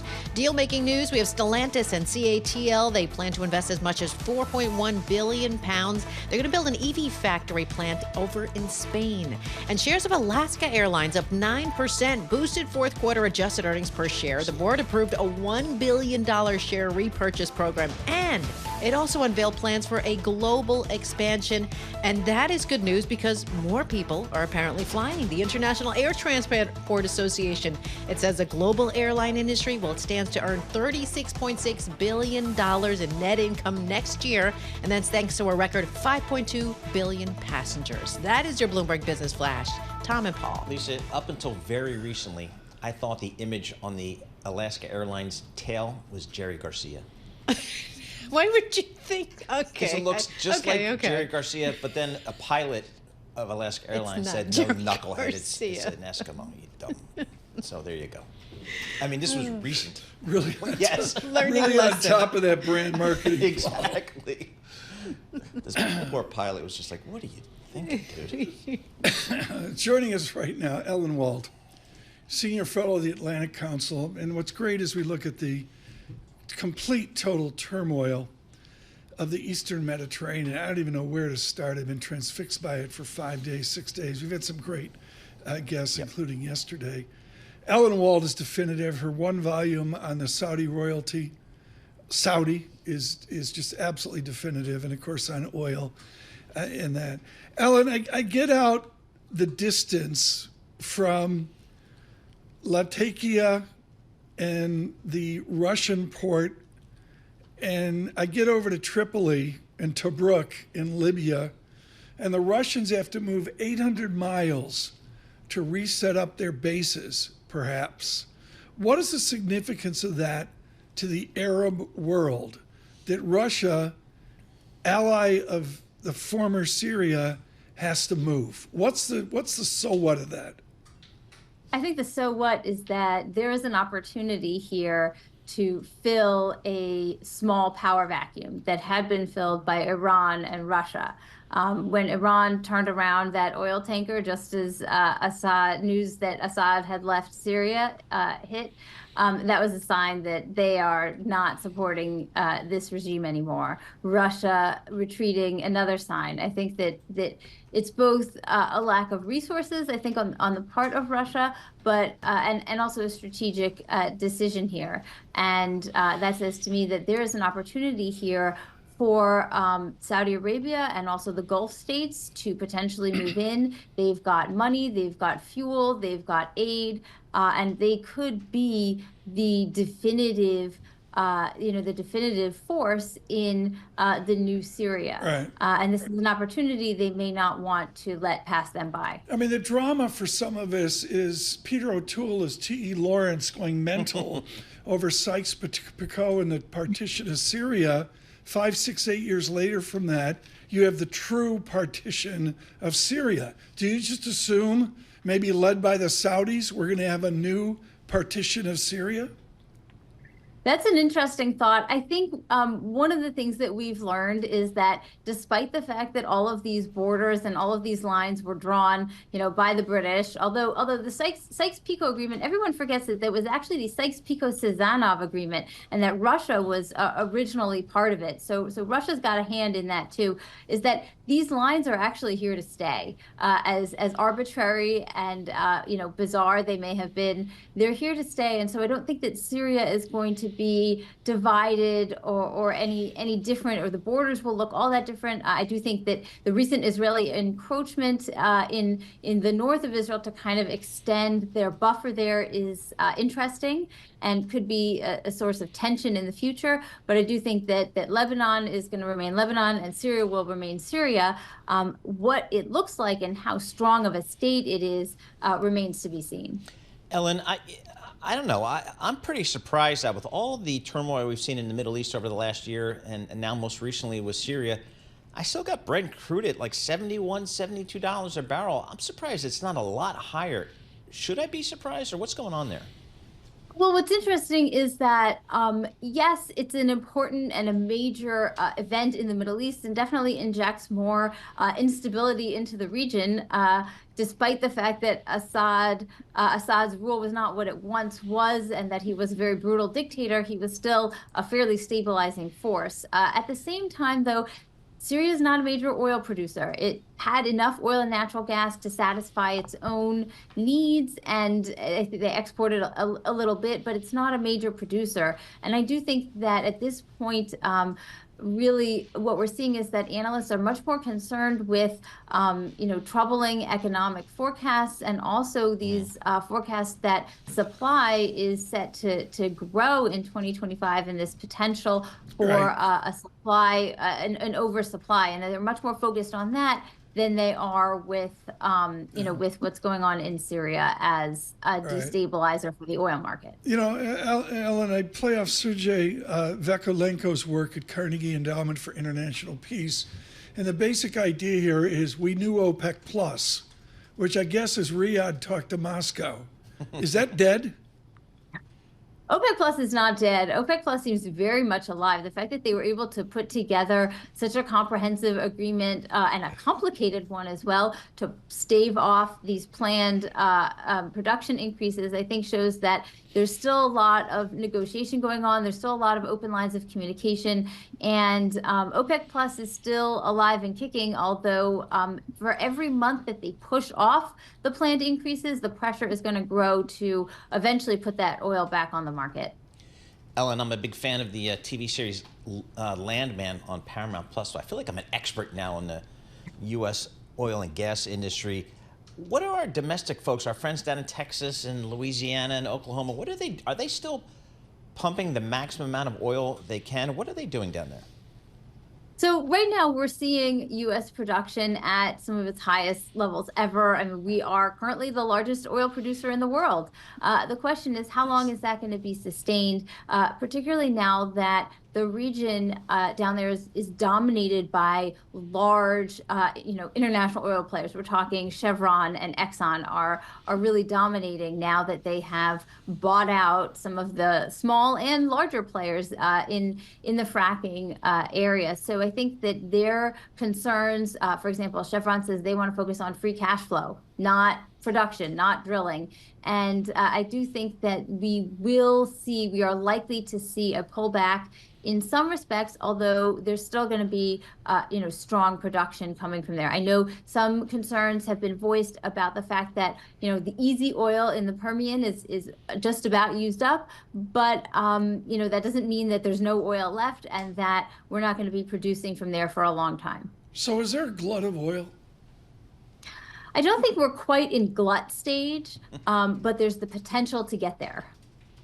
So, I mean, we're in a pre-glut phase. Pre-glut. I think what's been great in the last 10 years, the U.S. going from a net importer to a net exporter. Yeah, exactly. Who talks about peak oil anymore? I talked to Ellen Wald like 20 years ago. I'm going peak oil. She says, "Shut up, Tom." Yeah, watch Lawman. That's what, Ellen everything Wald. you need to know about the Ellen, when do we get a new book? When do we get an update? Come on. When do we get a new book? That's a good question.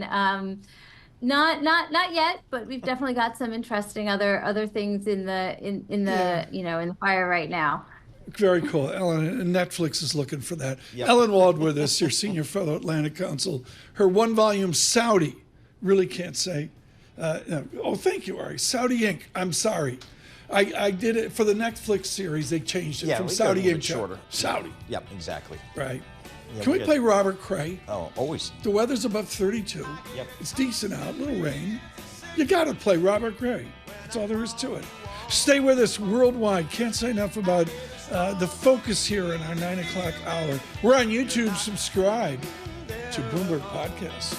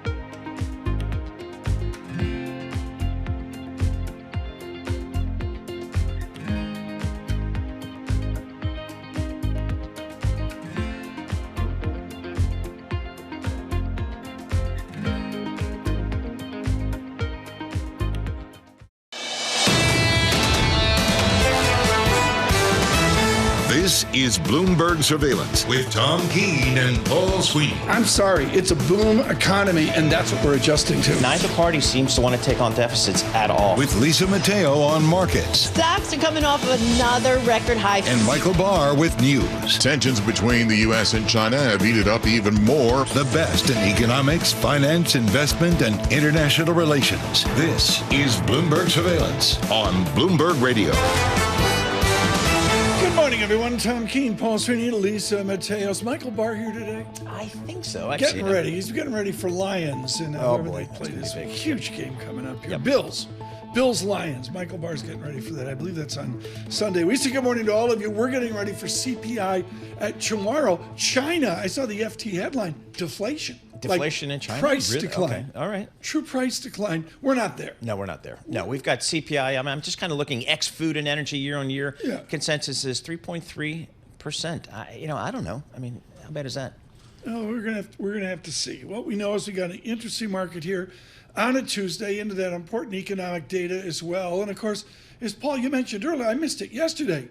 Hershey's, that's American. It's amazing. Mondelez is going to take Hershey's. out Hershey's of America? And the Hershey Trust, which controls 80% of the vote. So you have to win over the Hershey family It's / like the family. trust. Yeah, exactly.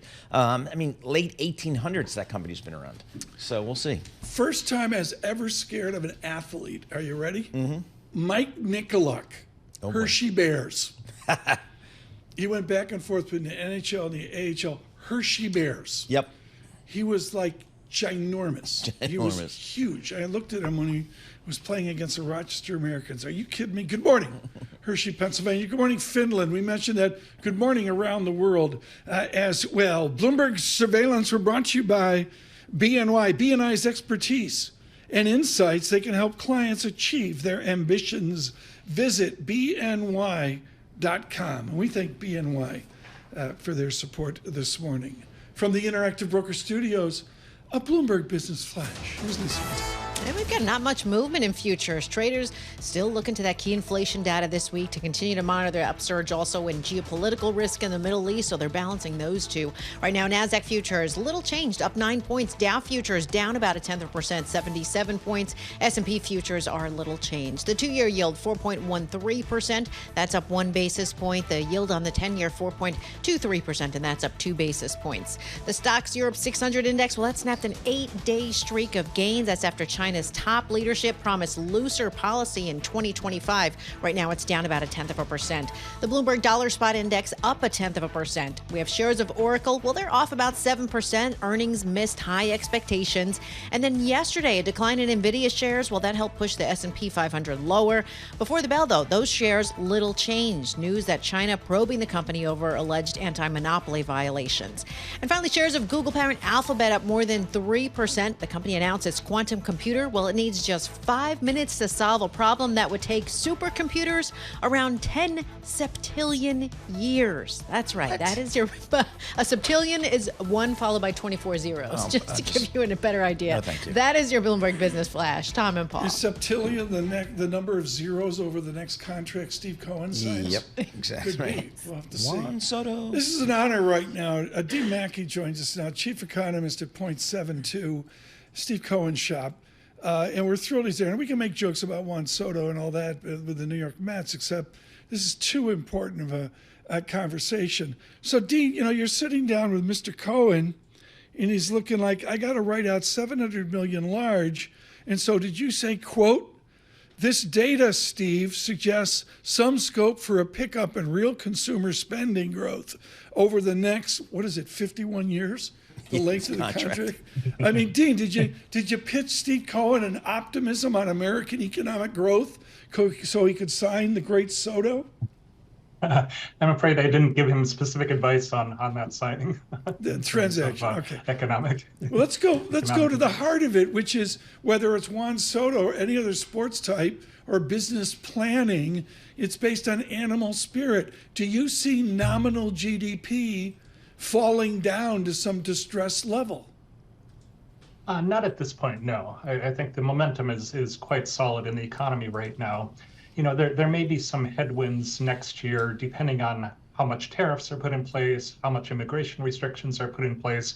But as of right now, the momentum in the economy is quite strong.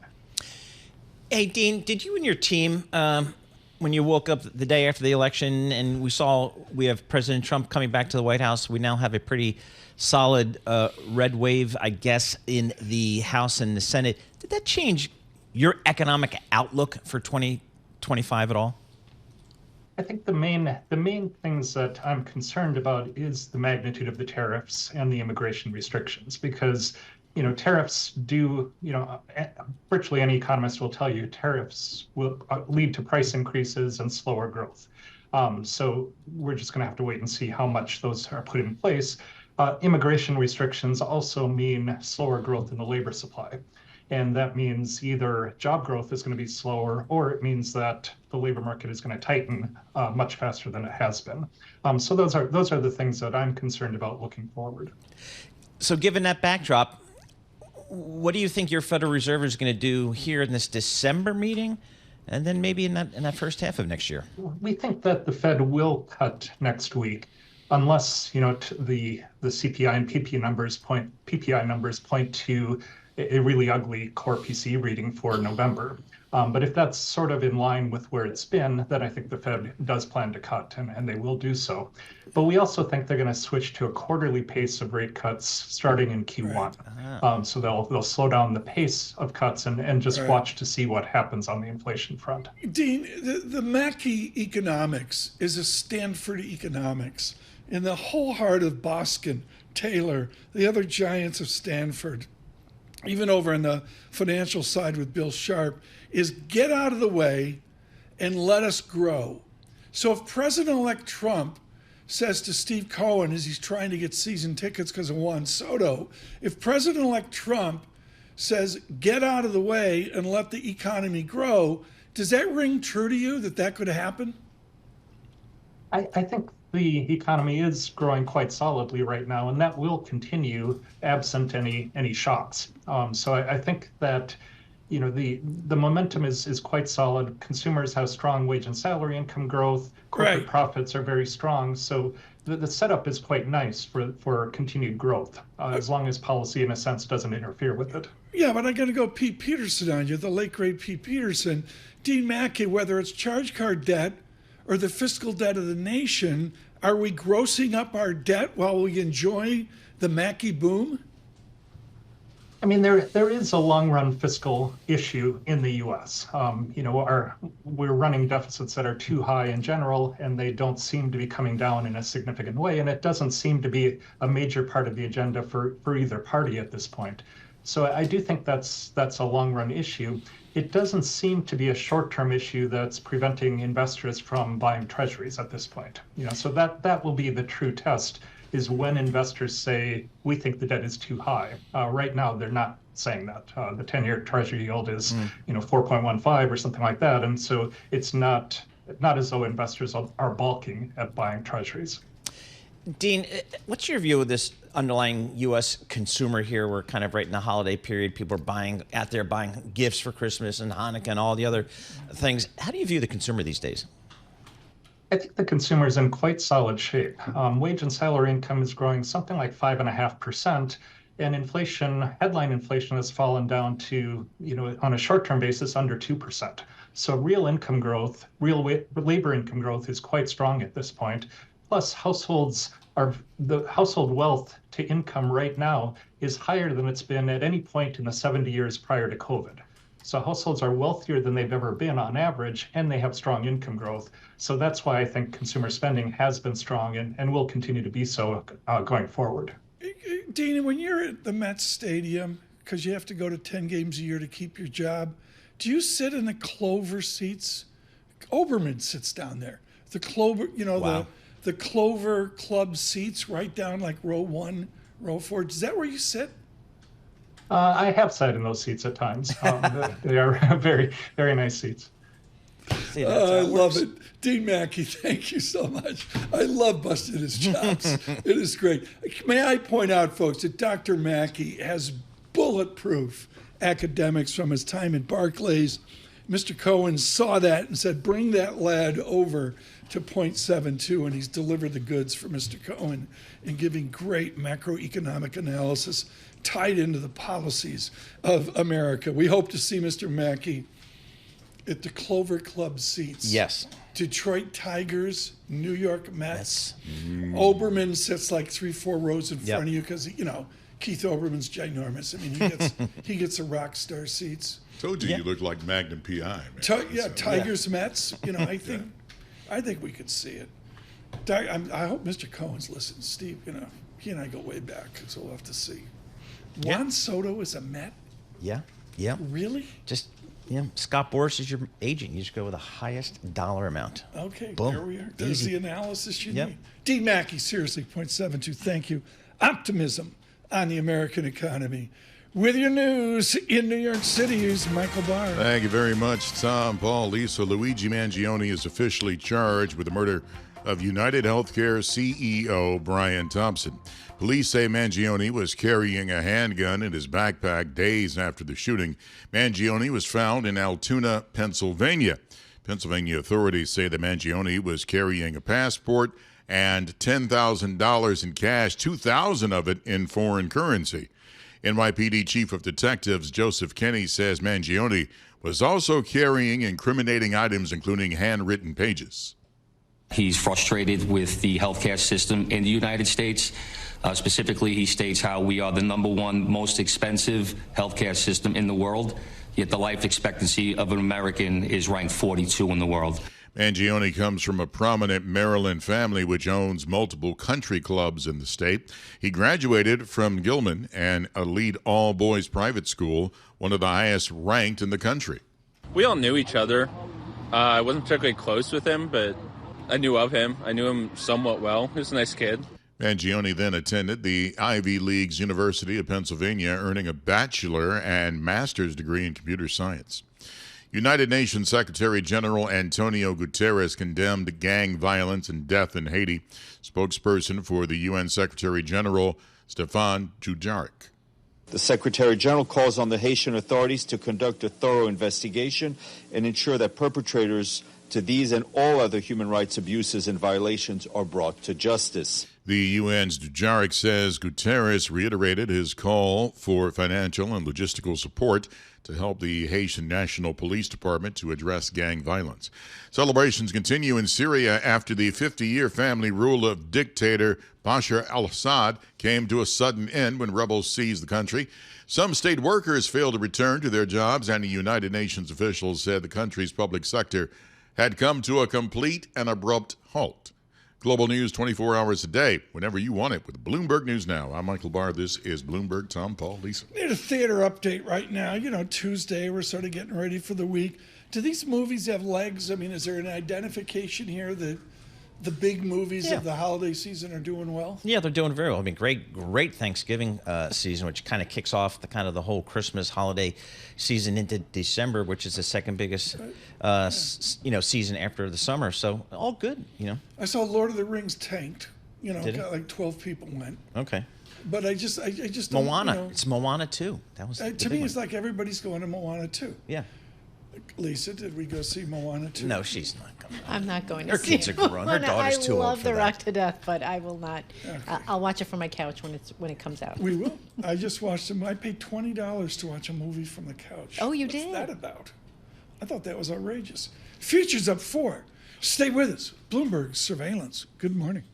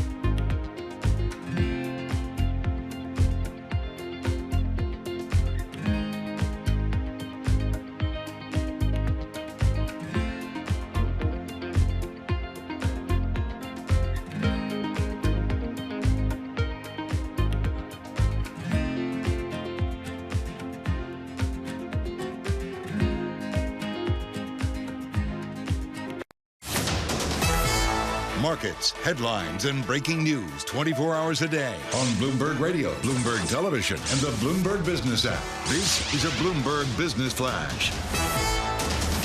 And this Futures Report sponsored by IBKR. Markets never sleep, and neither does Interactive Brokers. Discover opportunities with CME Group futures across equity indices, interest rates, FX, energy, and more. Access CME futures around the clock at Interactive Brokers. All right, we have investors kind of in this holding pattern. This is ahead of more inflation data tomorrow, the Consumer Price Index, initial jobless claims, PPI on Thursday. Meantime, U.S. small business optimism, that surged in November to a 3-year high. So we have NASDAQ futures up about 0.1%, 37 points. Dow futures down about 0.2%, 95 points. S&P futures are little changed, up about 4. The 2-year yield, 4.14%. That's up 1 basis point. The yield on the 10-year, 4.22%, and that's up 2 basis points. We have Brent crude at $72 a barrel, WTI crude at $68 a barrel. The Bloomberg Dollar Spot Index is little changed. We have Boeing making news. Reuters reporting it's restarted production of the 737 MAX. It took place on Friday, and that's a month after that strike shut down manufacturing filtering its shares up more than 1.5%. And a few stocks on the move. Designer Brands down 19%. It's the parent company of footwear and accessories chain DSW, cut its adjusted earnings per share guidance for the full year. And finally, database software company MongoDB off 7%, announced the departure of its CFO and COO Michael Gordon. For on-demand news 24 hours a day, subscribe to Bloomberg News Now, wherever you get your podcasts. I'm Lisa Mateo. That is a Bloomberg Business Flash. Paul and Tom. Lisa, thanks so much. Look at the two big stories right now. The fires out on the West Coast. We're trying to effort an expert on that. And, of course, we've got Syria continuing as well. We're lining it up. Our crack control room, size on top of it. Oh, yeah. He's on top of it. I mean, look at all the people we got back. I just think Dean Maki is here, and I just put out on Twitter, on May 14th, you can enjoy the Pirates against Juan Soto. Really? Tickets from like $13 or something small. But he's gonna he's gonna put fannies in the seats. 2 days later, the New York Yankees visit Citi Field. Tickets from $103. Yep. 8 times more than the Pirates. No doubt. 2 days. I'll be at the Pirates later. game. Yeah, that'll probably that's exciting. That's how I roll. I mean, I don't know. What do you think? I mean, it's great. I mean, it's great for the obviously great for the Mets. It's a big loss for the Yankees. It's a huge loss for the Yankees. He can catch the ball. Yes, and he can hit the ball is really his big thing. So it's fun for New York. I wish this was a 3-hour conversation. It's not. He's shockingly qualified with all the punditry that's out there right now on the Levant, on the Eastern Mediterranean, from Erdogan through the Strait into the Mediterranean and across to Libya and beyond. Mick Mulroy joins us now. He's a former Deputy Assistant Secretary of Defense and just hugely qualified. Mick, what's the first meeting the Pentagon has as they look at a potential partition of Syria? So I think great to be with you guys. I think the first meeting they have is who is in control of the major weapon systems in Syria right now, which includes chemical weapons and potentially biological weapons. We can obviously see Israel's been trying to mitigate that threat with airstrikes. And the second, I think, is what you just went to. What do we need to do to ensure that our SDF partners, the Syrian Democratic Force partners that we have in eastern Syria, are protected? And what are we going to do to ensure that ISIS does not take this as an opportunity to reconstitute itself, which it certainly might. And I think that's why we're seeing so many strikes, not just from Israel, but the United States. I think 75 in one day against ISIS targets, because they are concerned that they're going to look at this as a major opportunity. On a percentage basis, you're talking to politicians who, are mouthy about it but have no experience. On a percentage basis, how dominant is the ISIS influence in governing this fractured nation versus the other percentages of the Kurds or the supporters of Turkey or even the Druze? I mean, what's the percentage ISIS influence? So that is a very important question and a difficult one, because the groups that made up this coalition, this opposition force, largely came from Al-Qaeda and ISIS. So if you look at Golani, he was in Al-Qaeda in Iraq. He was sent by Baghdadi, the ISIS leader, to Syria to create a actual front there for Al-Qaeda. That was al-Nusra, where he was called the emir. And then he separated from those two groups. But many of his fighters do have allegiances to ISIS, do have allegiances to Al-Qaeda. So the question is Golani really the reformed individual he claims to be? I don't think any statements he makes are going to make that determination. It's going to be actions. But if he still has significant ties to ISIS, then they will have a stronger, much stronger influence in the government. And of course, they really are going to look at this as an opportunity to try to reconstitute themselves. Attacks by ISIS right now are up 300% since last year. So this is something that they've been looking for, an opportunity like this. They're going to try to take it. It's going to be up to the United States and our partners to really ensure that they don't capitalize on it. Mick, what do you think the role of the U.S. will be under the Biden administration as well as the incoming Trump administration in Syria? So I think on the short term, it's going to be probably a plus up. I don't know if it'll be troops on the ground. We have 900 there. We could add more troops, but primarily assets that can take care of those individuals and make sure that we have all the force protection that we need, because they could easily take an opportunity to start attacking our positions with all the chaos it's currently undergoing in the transformational government that's going on in Damascus. So I think that'll be the near term. The long term will be whether when President Trump comes in again, he's going to look at reducing force presence there, whether his team will, and I know his team coming in, will really push to really understand the consequences of a full withdrawal of U.S. forces from Syria right now might be catastrophic, not only to, the enduring defeat of ISIS, but our standing and our influence in the region, which is obviously something that we want to maintain. Mick Mulroy with us, the former Assistant Secretary of Defense. Out on YouTube, folks, Pistol Pete, thank you so much. He calls it Libya 2.0, hearkening to the Libyan Civil War 2014 to the beginning of the century. Mick Mulroy, Russia doesn't care about that. They're expanding airfields in Libya. All of a sudden, they have to get the map out and remember Tobruk of World War II. Is Putin just basically going to move from Syria over to a friendly Libya? That's an opportunity, of course. He wants to find out whether he can keep the current warm weather port at Tartus. He also has an air base he utilizes at Latakia.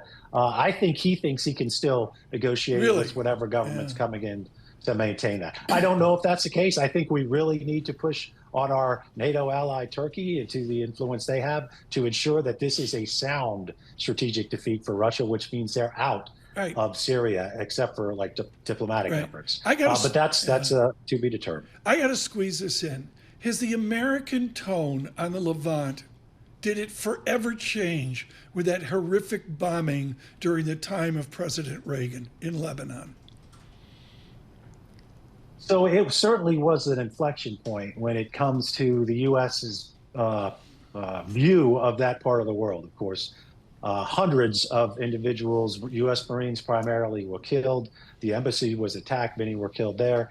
And that, of course, was done by Hezbollah, who up until the time of 9/11 was the terrorist organization most responsible for killing Americans because of primarily the event you just referenced. But that was an inflection point of how we view ourselves in the Middle East, how we view ourselves as mediators in the all the conflicts that happen there, and as we're viewed by the people that are there.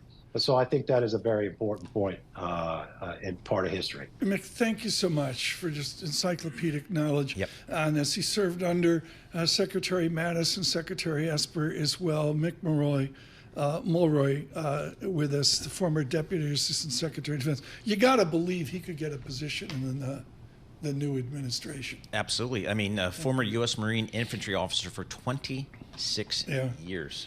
So we thank him for his service, of course. Those are the conversations that we try to bring you folks here on international relations. We've got them lined up. We're going to really focus on the markets here and, of course, the economy, but we're going to keep attuned to all that's going on in the Middle East and, for that matter, other points around the globe.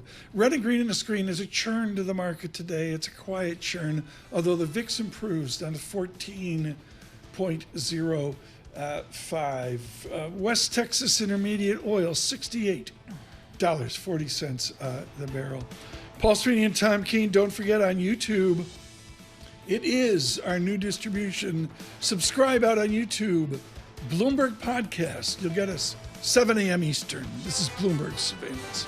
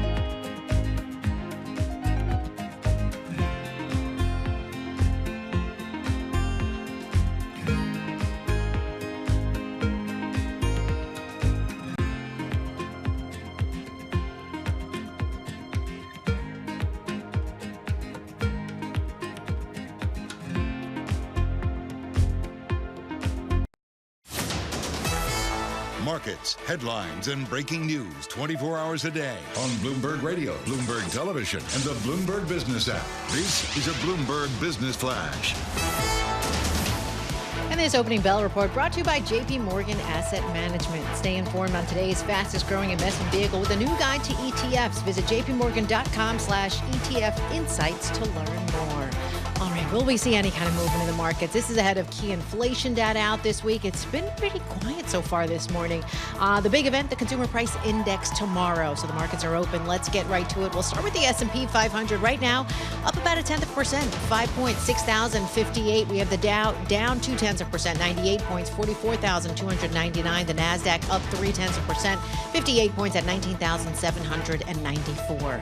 The two-year yield 4.14%. That's up 1 basis point. The yield on the 10-year 4.23%, and that's up about 3 basis points. We have Brent crude at $72 a barrel, WTI crude at $68 a barrel. The Bloomberg Dollar Spot Index up about 0.1%. At the open, also want to check in with shares of Oracle. They are down 10%. That is your Bloomberg opening bell report. Paul and Tom. Lisa, thanks so much. Greatly appreciate that this morning. The glass is half full. We're really focusing, particularly our theme here into the end of the year, and frankly, staggering into January, will be this great bull market. And one of the things, pounding table bullish, I mean, it gets headlines or doom and gloom, go to cash, is to say you have to participate. Eric Friedman hits a ball out of the park with U.S. Bank, their asset management company. He's a CIO with decades of experience of just saying, you've got to participate. How do I participate into next year? Yeah, Tom, I think this is a market where either you're neutral or you're overweight. The places we think you should be overweight are mid-caps domestically. We also think that still large-cap dividend payers. We like rate-sensitive names, in particular real estate. So this is still a market that has to be disproven before you hit the sell button. Is a share buyback a dividend equivalent? You know, my finance professors would say no, but I think the market is saying yes. Sweeney would say no, too. Yes, yeah. There is Mr. Sweeney with his great media background. I mean, there is a difference. I do think that there is some catch-up being played in the buyback game right now. A number of CFOs were late and are playing catch-up in a year-end. So I think that is going to be another catalyst for improved liquidity. So we still think he'd be involved. And look, you know, we're still sanguine about next year, but a little less optimistic than perhaps we were about the return profile for this year. So we're still thinking, 64.80 for the S&P. That's 24 times 270 operating for the S&P 500. That's about a 10-11% earnings growth, achievable, but not necessarily as buoyant as perhaps some of our competitors are on the marketplace right now. 2025, where's our S&P 500 going to be, and what has to happen to get us there? Yeah, 64.80 is still our number. I think okay. that's it sounds very precise, Paul, but let's round up to 6,500. I think that the key thing for us is the expectations on Bloomberg Terminal are about a 13% earnings growth. Yep. We think it's going to be more like 10.5, 11. So that's not splitting hairs. I do think the key for the bond market is, do we see yields stay below 5%? That for us is the yellow light to red light, if you will. We have not had a 10-year Treasury yield above 5% in 17 years. We touched it intraday in 2023 for literally a day.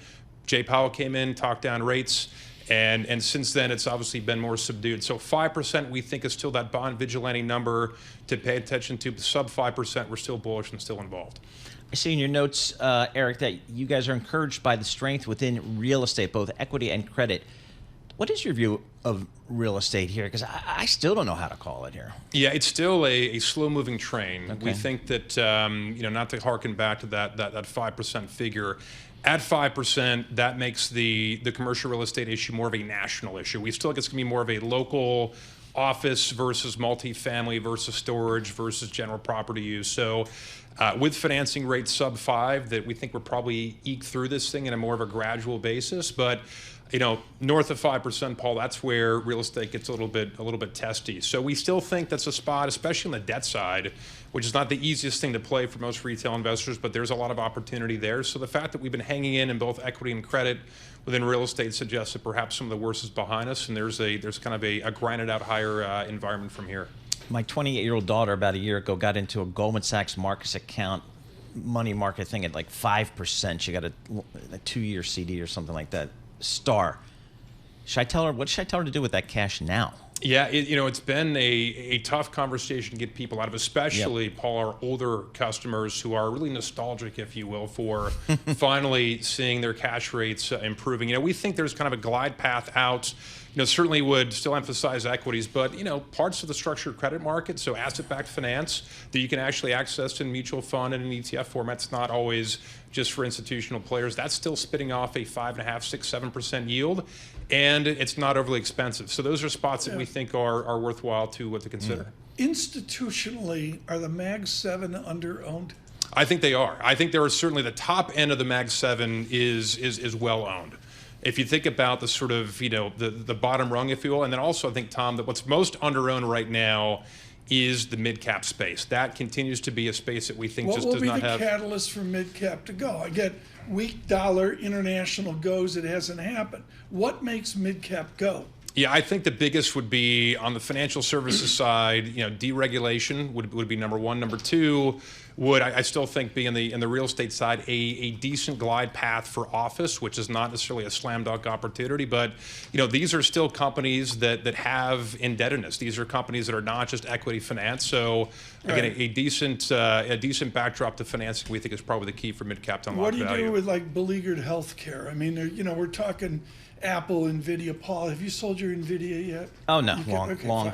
But you got your Mag 7 winners, but the things that have dogged out this year, energy, are they a value trap, or can you climb on board that? Yeah, I think midstream energy is a spot that we think, Tom, has the best of two worlds. One is income, and the second is some level of price appreciation. Look, the dollar continues to be the story. We'll see what tariff outlooks look like, but midstream is really cheap and certainly has a 6-7% yield attached to it. That's attractive for a lot of investors. Skinny Atlas. I looked at Barnes Corners off the end of Lake Ontario with 400 inches of snow. Did you get hammered in Skinny Atlas? Yeah, we did. We earned our snow days. It was a snow shoveler's delight. You get the kids out there? They were out there in their keep. That's the way it goes, at least. Yeah. $7, no breakfast. Yeah, a sweatshop. That's the way it is. That's how you learn about the dollar, the value of a dollar. Go down the street with Jeff Auer and you shovel 2 driveways. Make more than you could caddy in for 6 hours. How much snow did you get?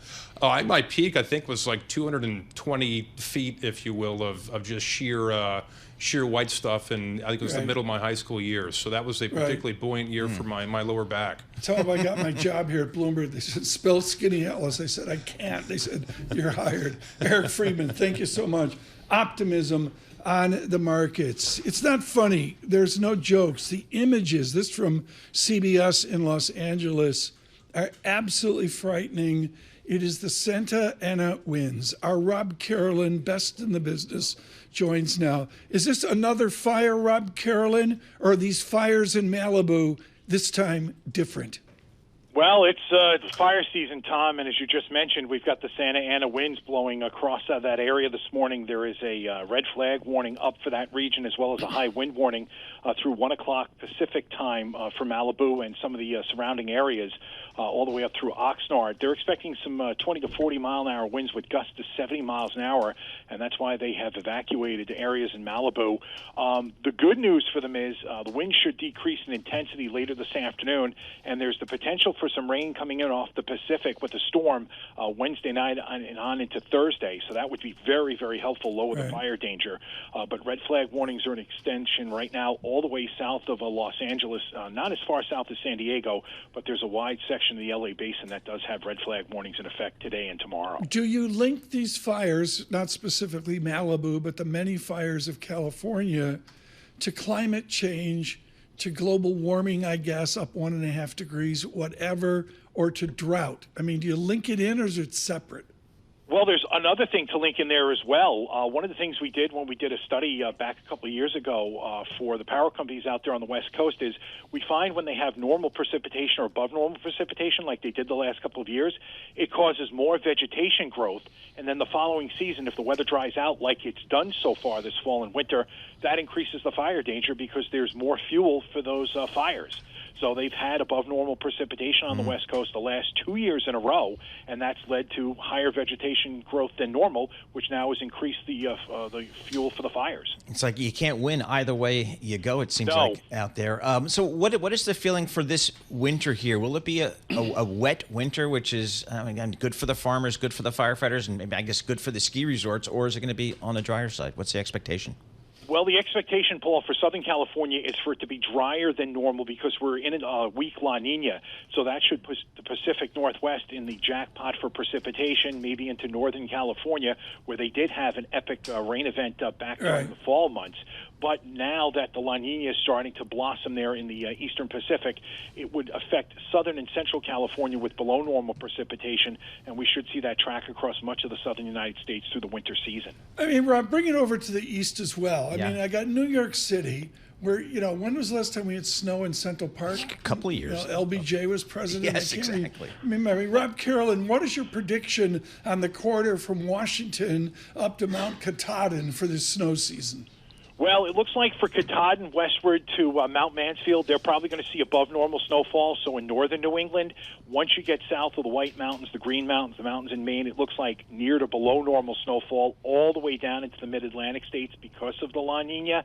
Usually what happens, Tom, is we see a lot of inside runners, storms passing up the Appalachians rather than up the East Coast. The storm coming up for tomorrow is going to be one of those. It's going to bring warm weather up the East Coast and lots of rain. It'll break some of the drought that we've been experiencing. On the backside of the system, I just heard you mention Skinny Atlas.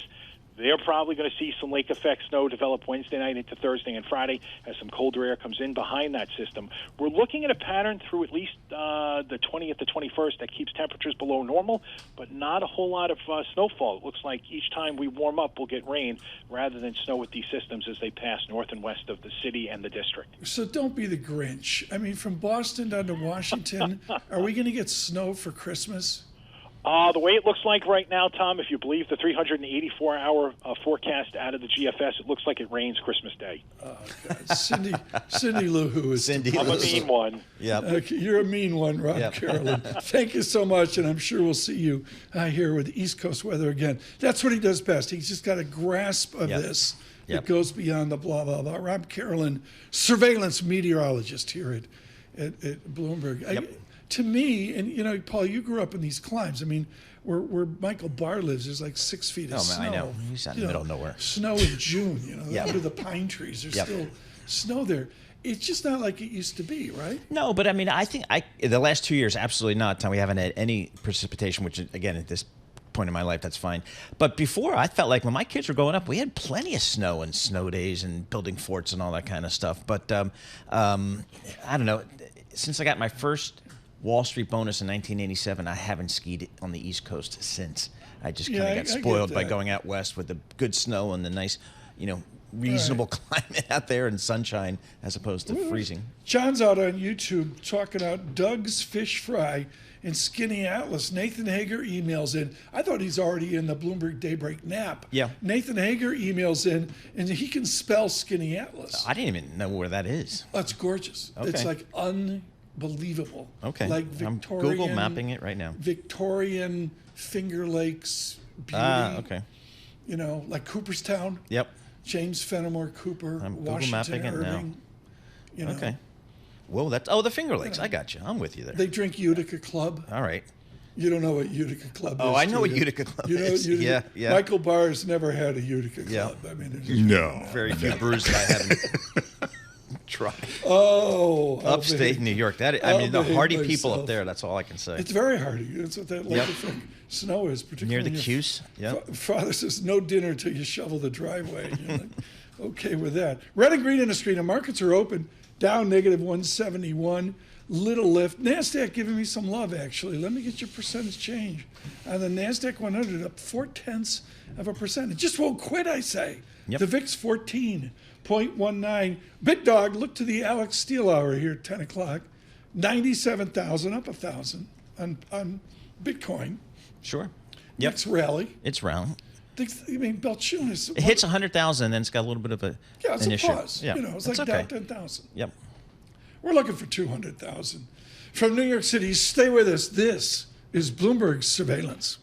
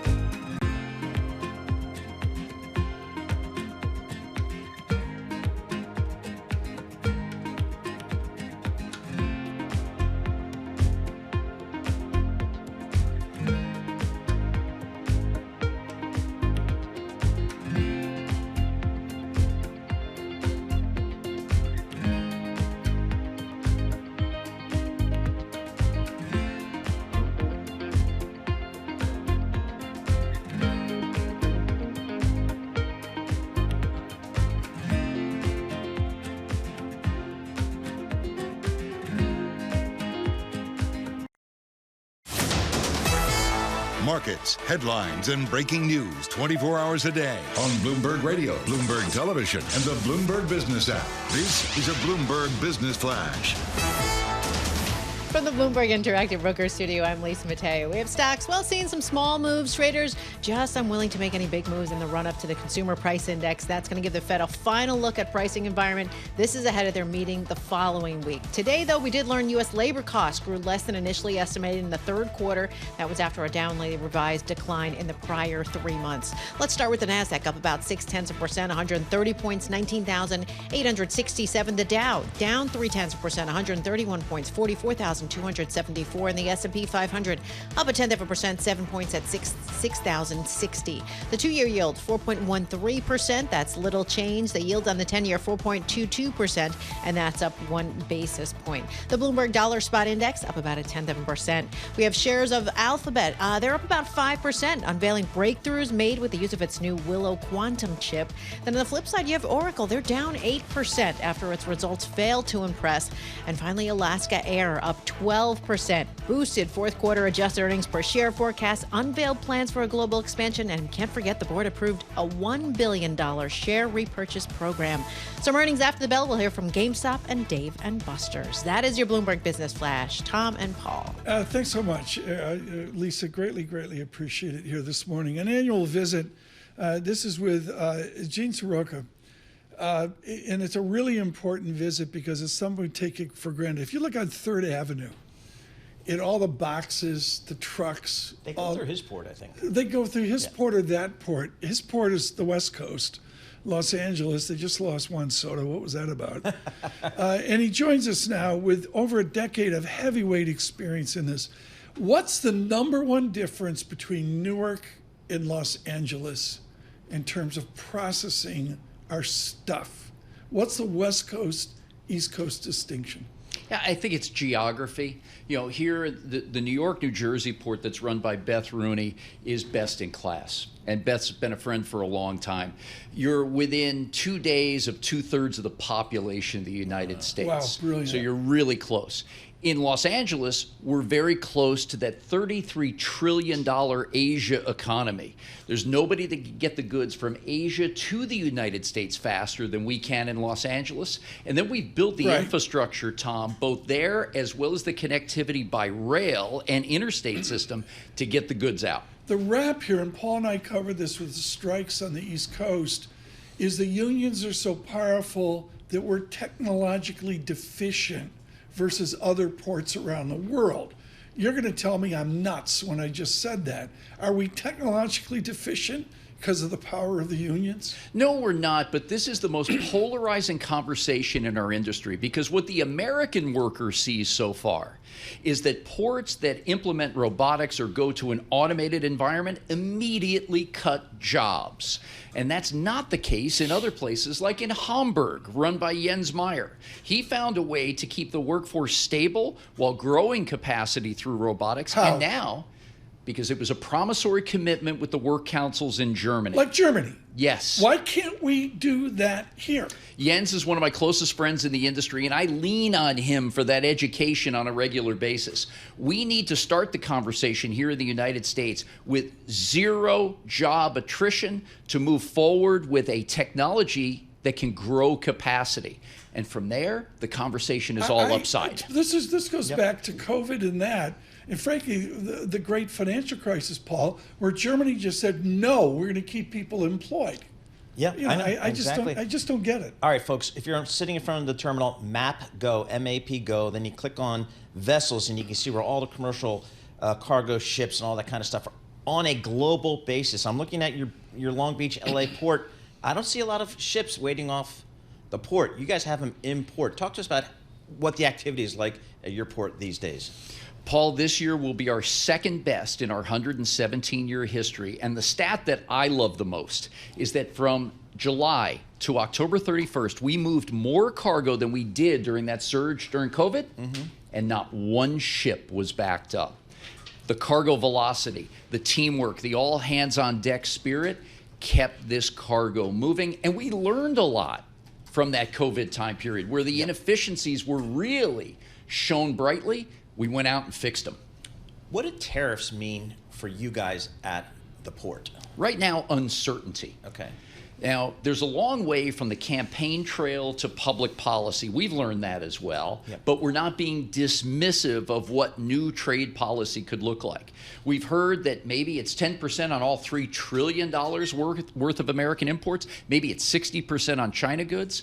Again, our real strength has been the speed to market variable in the equation, and North Asia has been our backyard. Right. Yet, China's business with the Port of Los Angeles has declined from 57% currently to 43%, yet we're still growing because we've been out there chasing the cargo that's moved to Southeast Asia. Shipping companies have put in nonstop service to keep that speed component in play. You had a dock workers thing, ABC7 Los Angeles in October, and they got a base salary of $81,000, but they're grossing out with overtime $200,000. What's the relationship with the union right now?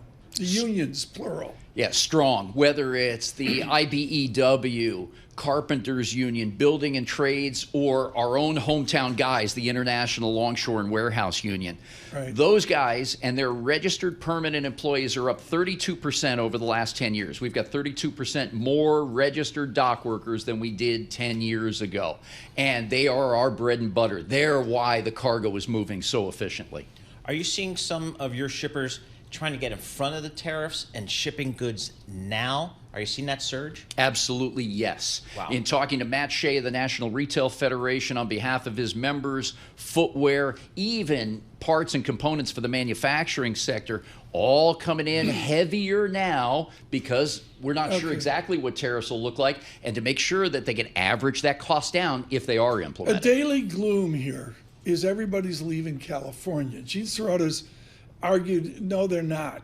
And I get this from family friends who say, you know, I'm sorry, it's not as gloomy as you think. Don't give me the Gavin Newsom 101, but give me the optimism on California versus the exit to Texas. Yeah, I think it starts with how important we are from a trade perspective. Some will say it's the fourth largest economy in the world. You know, of the working people in the state of California, nearly a third are in the transportation sector. We've got 11 municipal ports, 840 miles of coastline. Trade and our proximity to Asia are so important to that California economy. I mean, here's the stat, Tom, that Gene has for us. 1 in 9 workers in Southern California, about 1 million people, have jobs tied to the LA Long Beach port. Yeah, it's like we I don't know I didn't know anything about foreigners. that until the pandemic, and Gene started coming on our show in the pandemic, explaining to us how this whole logistic things worked. I don't really care. Can you get me a reservation at Michael's in Santa Monica? Oh, I mean, a guy like you must have all the ability to pick up the phone and make this happen. I'll right? make you one better. Why don't you guys come out and do a remote broadcast from the Port of LA, and then we'll take you around Southern California. That's what we do. All right, I'll make a phone call. That's right. Yeah, take the Gulfstream on. Yeah. That'd be great. That'd be great. Gene, thank you for visiting. What's your #1 headache into next year? Don't give me this. Don't give me the PR stuff. What's the biggest challenge you face? I think it's the uncertainty around trade and Tariffs. maybe foreign policy, tariffs included. With this run-up, could we see a huge drop-off after the first half of the year if tariffs are implemented? I want to find out more. That's why I'm going to be spending a lot of time in Washington. Great, Gene. Thank you so much. Greatly appreciate it. Gene Soroka, with the CEO at the Port of Los Angeles, with us today. We greatly appreciate it. Safe travels, Gene, as you can. We're out on YouTube. Subscribe to Bloomberg Podcasts. We had a really piercing discussion today. I thought Ms. Guerra with Morgan Stanley was really something on the congestion tax. We have the surveillance countdown clock to the congestion tax. January 5, John Tucker? But you know what? It's being challenged in federal court in New Jersey. Are we there yet? It depends on what the judge says. If he's going to postpone it, and then Trump takes over in, mid-January? So there's some January. intrigue. So who knows? Well, he's not being anti. Oh, yeah. Well, at least he said he is. So we'll see. In the meantime, the MTA, they desperately need the money. Congestion update from our surveillance congestion reporter, John Tucker. Speaking of Texas, Stevie Ray Vaughan. Have a great day. See you tomorrow.